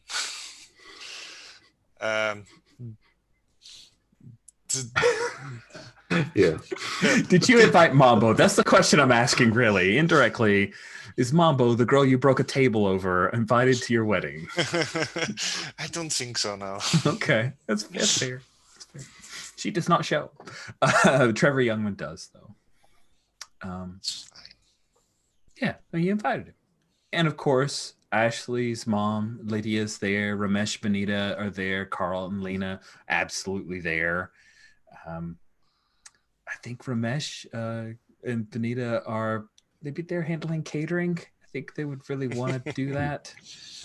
So they brought a lot of food, and so there's a good mix of Mediterranean style food, along with things that there's a good amount of Korean food, because Young Kim's parents would insist on it. And I think Carl and Lena Meyer, they're both like, can we have some burgers? That's good too. Lots of very tasty food and some burgers. Yeah, good. Could I use one of my resources to not have to roll to do a hacking thing. Yes, you may do that. Okay. I use one of my resources, and I am going to basically, along with the Project Diffuse, just retask. What are they called? Sorry, I've forgotten. The shield people. Aegis. Aegis. Retask their intelligence networks and satellites to make sure nothing gets within range of this wedding.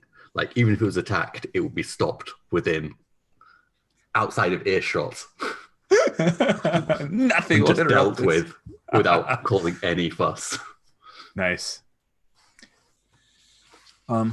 Sloth is there. He's shown up with Kavita and Malleable. And I think Selena probably is hanging around him. You know, they have an old friendship, and she'd be there to support him. And I think as Eunyoung Kim is waiting to be escorted out by her father to be given away, you're in there. Ashley Banner, Anisha, did you accept to be one of the maids of honor as well? Yeah, awkwardly, of course, but yes. Of course, yes, awkwardly, perfectly. Good. And so one of Eunyoung Kim's cousins comes in, and she's right beside the ring boy and the flower girl. They're all ready to go, but this girl comes in and she says, Unisha, right? And she looks a lot like Eunyoung Kim, but like younger. She's like 17, 18. She says, you're Unisha? Yeah. There was a guy who asked me to give you this note. And I take the notes with my prosthetic hand, because no, both are prosthetic. I've got a foot. I keep forgetting which limb. Yeah, I take it. Awesome, and it's handwritten. Handwritten in a nice, careful script. And it says, I'm here. I came alone. And it's signed Solo. Just chuck it aside. Persistence isn't attractive when there's been a definite no. I know. I'm not saying that he's earned anything. Yeah, I'm just saying he would be here. He would be, yes. He would try and capitalize on weddings. Yes. No, that's not going to work on. I've done a great deal of study of what happens after weddings. And no. And just a little note, I just diffuse. Did you get past the Aegis screening? Of course. Just keep him contained. Fruk says, Fruk will send you a message. He's, on this feed and say, I have an eye on him. Do not worry. Thank you. So the music comes up and the flower girl heads out and she throws random flowers all over the place and on the feet of a few people on the sides of all the chairs along the aisle. And there's a nice little, long carpet that's been rolled out heading up. And we see Reverend Hazard underneath this archway, right? And so when we see Reverend Hazard there ready to officiate over this, what's the tight shot? What's his attitude right now? What's he look like? I think as everybody's sort of directing their attention at the flower girl and knowing the bride's coming, I think you see Hazard probably for the first time reach down for the Bible, and you see as he's reaching, he goes, I know we've been on the outs, but you don't have to do this for me. Bless this for them. I think you owe them. As I pick up the Bible. Nice. You are not electrocuted, so it's all good. Cool. So the matron and best man head down. Manicius comes out and he grabs your arm. Seraph and walks you down. He says, you get to walk with our hands in the sky. Just make sure Atlas knows that. He smiles. I'll tell him what he needs to hear. Ah, damn it. You guys go in and split out, and then the next row comes down, and you guys start splitting out, and all the wedding party comes out. The music's playing, and I think that Onion Kim is probably like pre-recorded this herself because she used to play keyboard, and she probably think that nobody else could pull it off quite as well. So this is her playing her own wedding march. Marcus, you come down, and then eventually Onion Kim comes down the aisle, and she looks radiant. She's wearing this beautiful white gown, and there's no veil. She doesn't want to hide her face from you or anybody. And she is not wearing her gauntlets because it does not go with the dress. And she comes up and takes your hand, Atlas. I smile at her and turn towards the Reverend. I think, kind of in tradition, friends, we are all here to celebrate love. Love is immortal. And he'll start heading into the ceremony. Nice.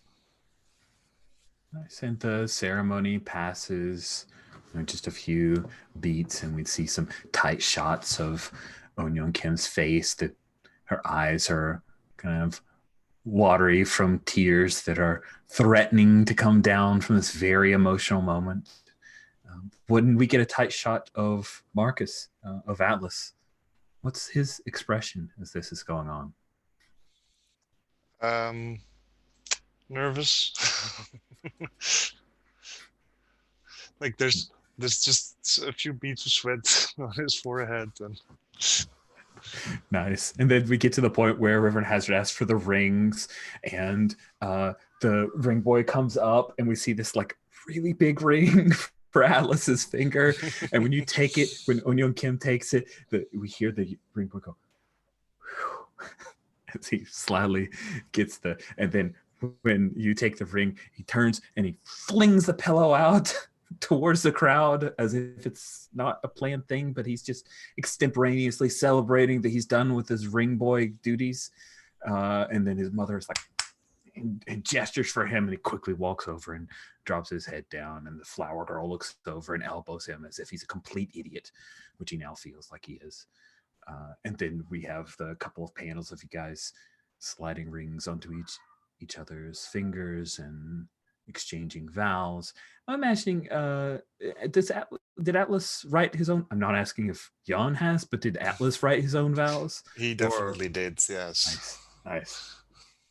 And Onion Kid does as well. And it's beautiful. It's a thing where we leave space for it and we go get somebody like a Peter David or Warren Ellis to write something gorgeous and insightful. Maybe G. Willow Wilson. She's a lot more thoughtful than those two guys. And I mean, not wrong, right?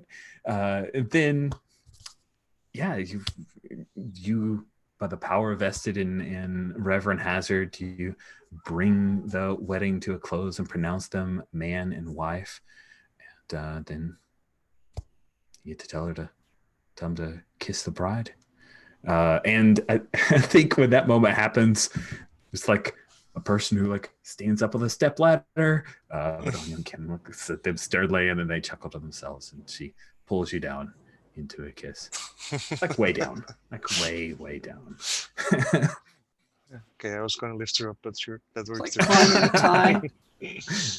I think eventually you're going to need to pull her up. I think like I'll first lean down, and then after that lift her up. And awesome. You guys turn and face the crowd as a married couple, and people applaud, and there are a bunch of whoops and excitement. And then we kind of turn the page, and we have the reception. Seraph as Seraph. So is this a thing where you hang out with Liz, or are you guys just playing it cool? Or do you just Seraph bug out and then Liz calls her wife to show up? Yeah, Seraph bugs out and Liz calls her wife to show up. Nice. We just have Seraph like take off, fly away, change clothes, and Ashley Banner drives back and flew to where your car is. That's awesome. Yep. And Anisha, when there are people, like there's a little dance floor this formed up. They've put down a bunch of like parquet kind of flooring, temporary parquet flooring for people to be able to dance on the parking lot. It's a little warm today. And then Solo comes up and like taps you on the shoulder. He's here. He's going for it.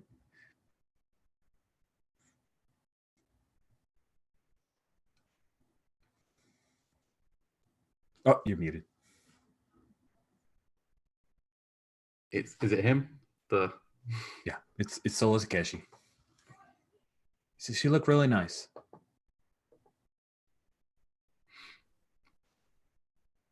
Thank you. I appreciate you saving the world.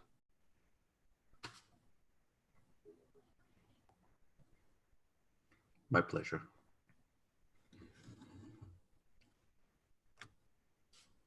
I would like to ask you to dance.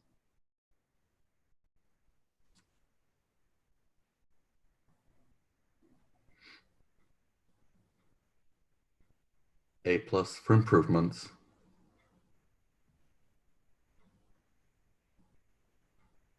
Maybe next time.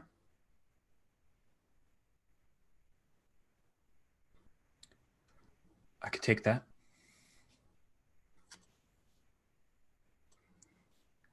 And then he takes a step back and he turns and he kind of walks away and blends into the crowd. She raises an eyebrow because he passed that test so far. So Fruit puts an arm around you and leans in. He says, do you want me to find him in the parking lot and beat the snot out of him? Did you say it was Farouk who did? Yeah, it was Farouk.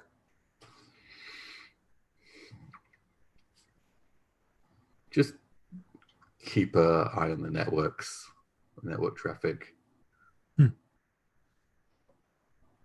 I mean, if he tries to hack any of my systems. Then break his fingers.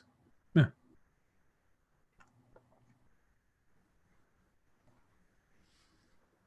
Hack into his mainframe and just delete stuff. So if he tries, just let him, but then...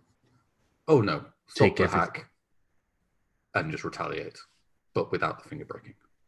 Understood. Cool. So then I go off and find I like look around and just see like somebody who looks acceptably attractive, and I will go and then tell them they're going to have a dance. Nice. You gotta dance with somebody. That's good. Yeah, that sounds good. Just, some with me. I just like do the Terminator style tracking of the room. Somebody within an acceptable age range, acceptable maybe one of Kim's cousins. They're all pretty adorable. Well, actually, I quite like the idea of just finding on the little the kids and just doing the they'll like dance on the feet the booster with the give them a confidence. Ring Boy's feeling pretty glum. I mean, he could use a pick me up. Yeah, I screamed out in him Korean. Like, kid, dance. And as he kind of follows, he sort of finds himself rising up to match my height with this quick prosthetic nice announcement. What about Reverend Hazard? After you officiated the ceremony, everybody kind of breaks apart into the reception. What do you do? I think we get one of those shots where it's just like maybe chest down, where you see him reach over to the bar and he picks up one of the flutes picks up the flute of champagne and kind of starts to move away. And you see the hesitation and him reach back and grab another one and stick it in his hand. And we see him kind of walk. And again, we're getting that passing of people where you have to pick out off the costumes who they are because you can't see their face. Nice. Going across, and then we see him hand one of these over, and well, it wasn't that bad, was it? And we see a pale hand come out back, and I don't know, will you give me liberty with Betty for a moment? Take it. Well, you haven't lost your touch in the pulpit. And I think that's the panel scene. Nice. Of course, first dance goes to Marcus Mayer and Eunyoung Kim as you guys take the floor. Did Eunyoung Kim convince you to do some kind of synchronized dance routine, or is this just a simple dance to keep it nice?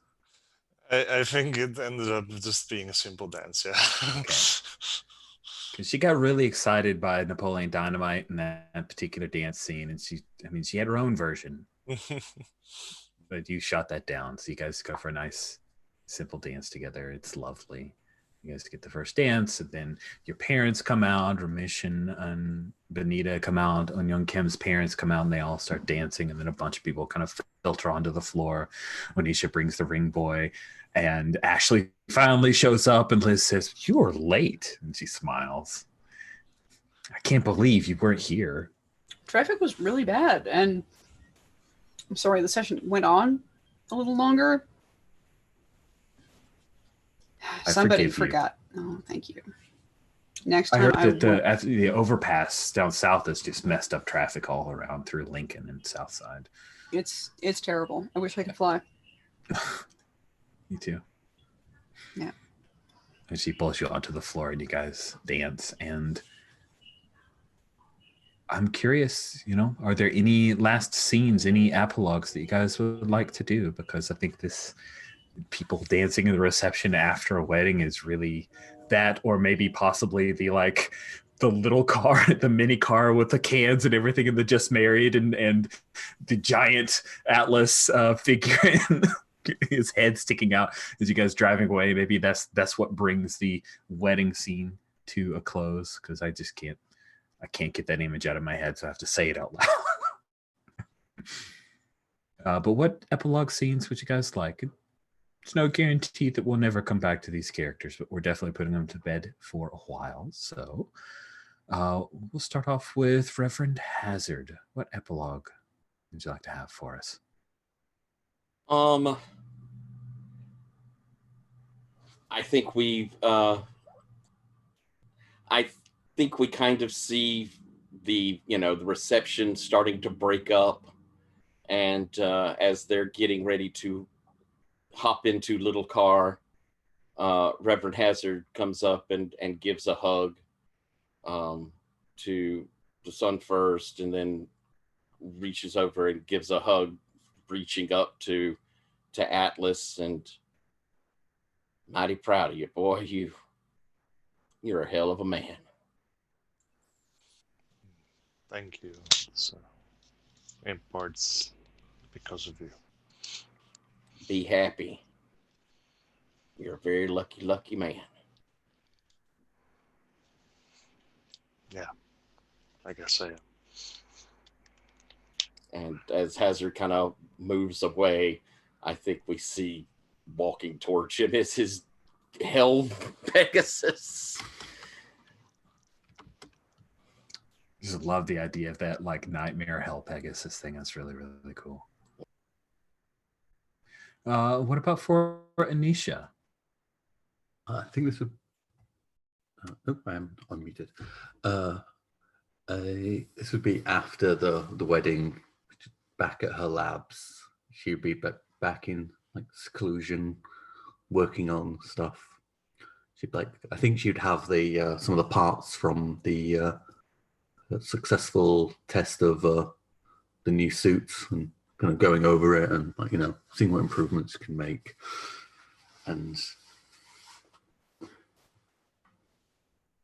she would kind of sigh for a moment and then just kind of reach over and just type into one of just open one of the, just take down firewalls on this device, and just type in, "Did you enjoy the wedding?"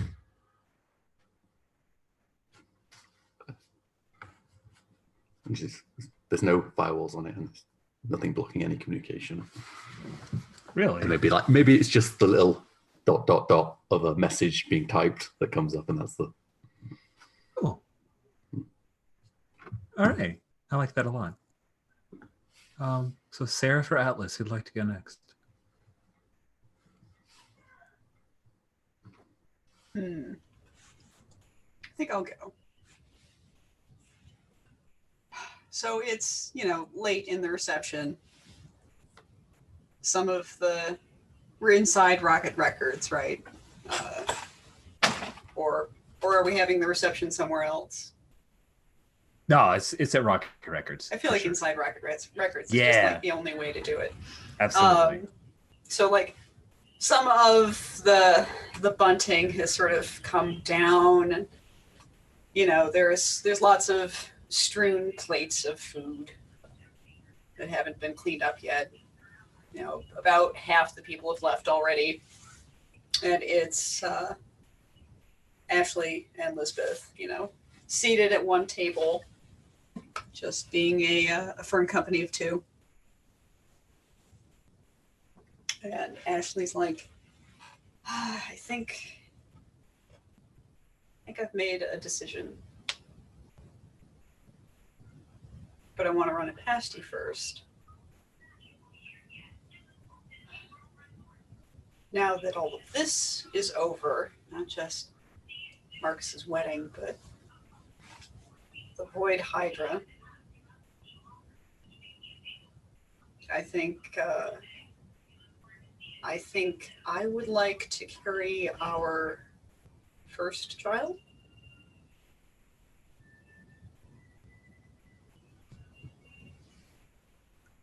Okay.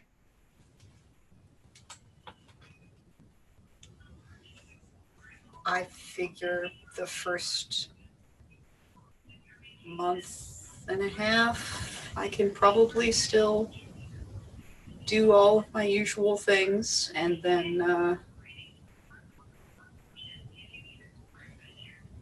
call in some favors and get some coverage. But there's always more superheroes in the city, so I know my part's important, but that'll work itself out.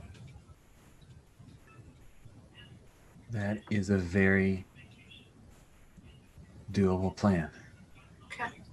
Now the next big question is, do we go for a donor, or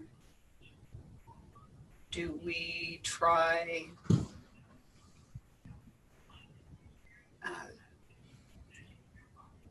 essentially utilizing both our DNA?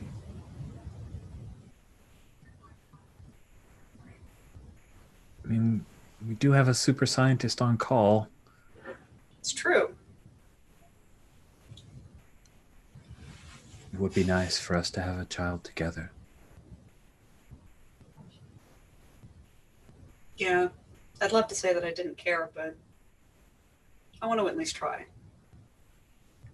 Me too. Okay. I'll reach out, mesh our hands together. And... Absolutely. Nice. Fuck, I said it out loud. Now I have to do it. Yeah. Gonna be a really hot pregnant lady. It's gonna be awesome.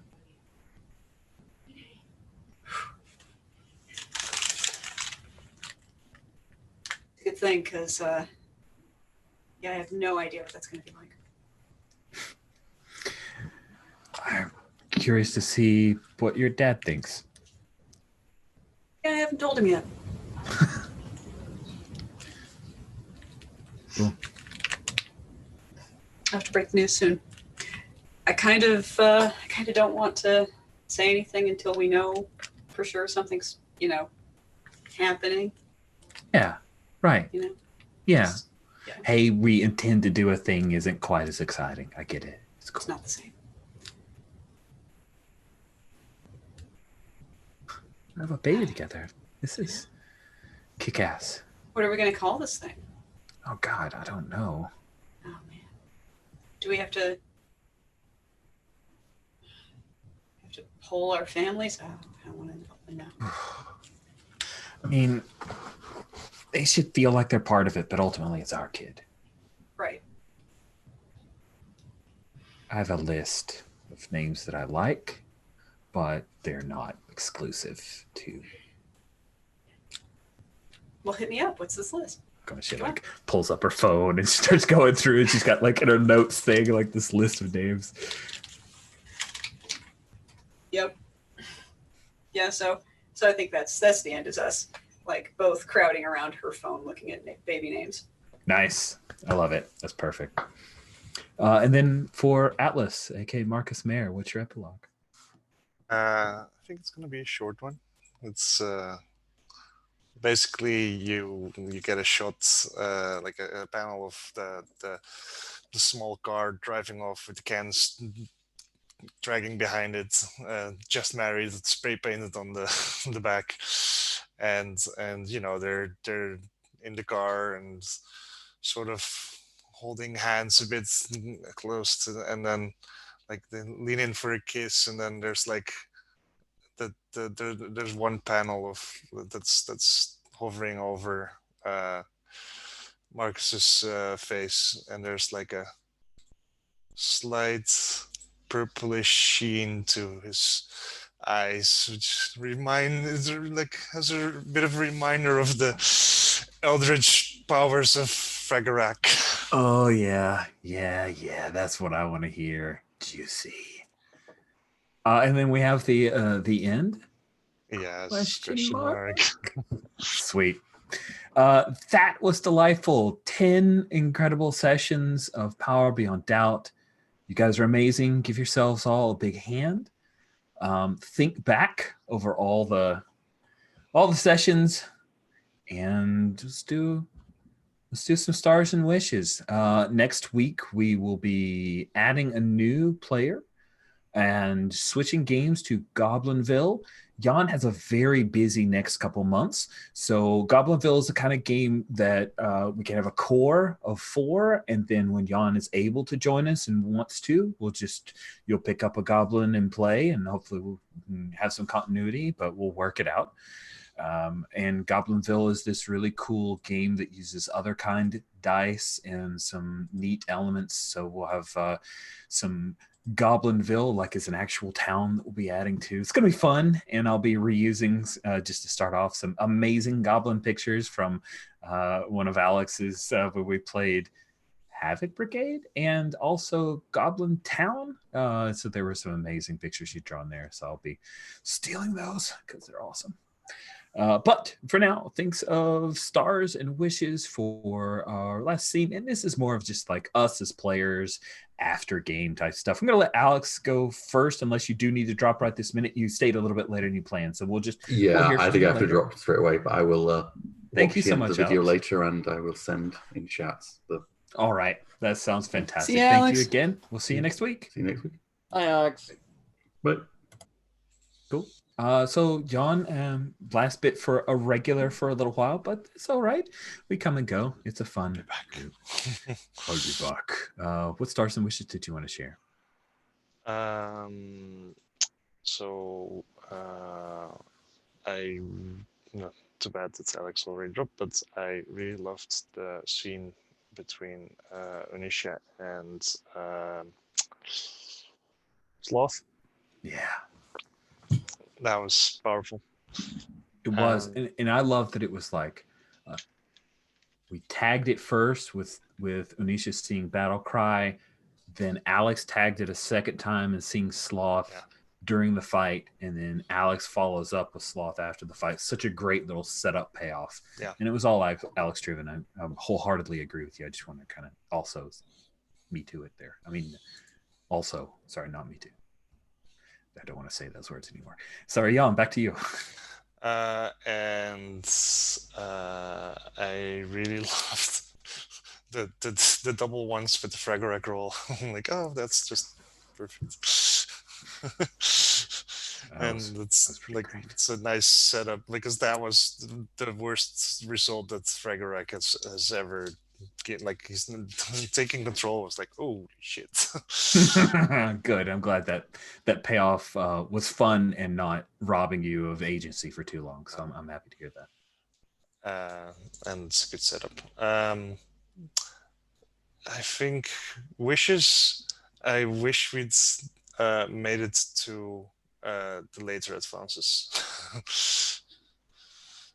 Yeah. I wonder. I mean, 10 sessions and later advances, you'd think that we would have gotten that far. I wonder if there's some things that we were. I mean, generally you're going to have like once every 2 sessions, right? So then like I would have taken me like 2 more sessions maybe to get my 5th advancement, and then still 6. So Yeah, we were close, but yeah. Oh, well, thank you very much for that, Jan. I appreciate it. Tyler, why don't you go next with Stars and Wishes? Alrighty. Stars, first off, I thought this was really cool culminating adventure. I thought that you did a good job of giving us a heck of an exciting fight, and then we still ended up with time for a wedding that was, I think, very sweet and good. So that was great time management. Huge star to you for getting all of that in. Thank you. I was sweating it. Enormous stars to all of y'all playing. There were so many really nice scenes. I'll echo what Jan said about that scene with Seraph and Sloth. Thought that was really impactful. But all the way through, not just this session, but all of them, I've adored Seraph. There's so many good, cool scenes, so many cool emotion. I thought you and your wife was Elizabeth. I thought that was amazing. You always put it out there, and it's always so solid. And not only doing great emotion, but having a kick-ass character going in there and really being both leader and strong arm is really cool. Jan, you're just like an emotion generator. I mean, it just drives every story. It's so solid. You are so in character. I like Atlas. I want to see him smile more. I'm just like, oh, he's so sad. You always bring that emotion in. And I think probably this session, your way of reacting to Fragrak was phenomenal. I loved seeing the struggle because you really played it. You nailed it, seeing that struggle between you. And that was just, that's cool. That, playing off of internal turmoil is really hard, and you just conveyed it beautifully. And so, gosh, thank you. Y'all are so good. And Alex, I think he had good moments tonight too. I thought several of them were really, really solid, and there's a commitment to that character that is fun to watch. I mean, he really brings all of the commitment, strength to what he does in that character. It's always so consistent. So those are my stars, and I cheated, did a blunt load, and had my wishes. I'd like to come back to this. I think it's cool. I want to star also. I mentioned before, I thought that combat teamwork move phenomenal. I thought it worked really nice today. As far as the game, I felt the edits we made along the way, which were really just small things, but I think that it smoothed out some edges to where everything was flowing super, super well here today. And for wishes, I'd like to see it again. It's super cool. Awesome. Thank you. So Jen, bring us home. Oh man. Stars on. I mean, stars for everybody. Stars for everybody. And end of the game. I love it. I did not expect the death of Battlecry to be so affecting,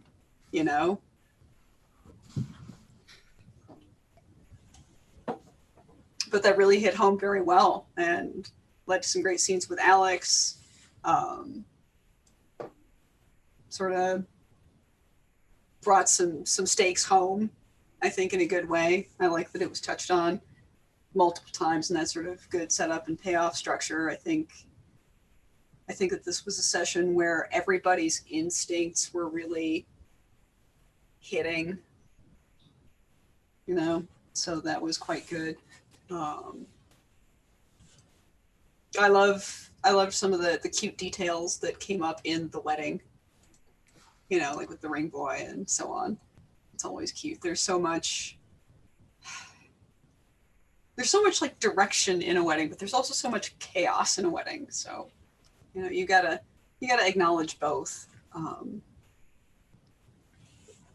yeah, I loved seeing the Froggerock conflict rise up again, because I think that's always worth bringing in as a pinch hit in a story like this, where it's like, well, we need to get inside of the monster's gut. Well, we have a magical sword that's a bastard.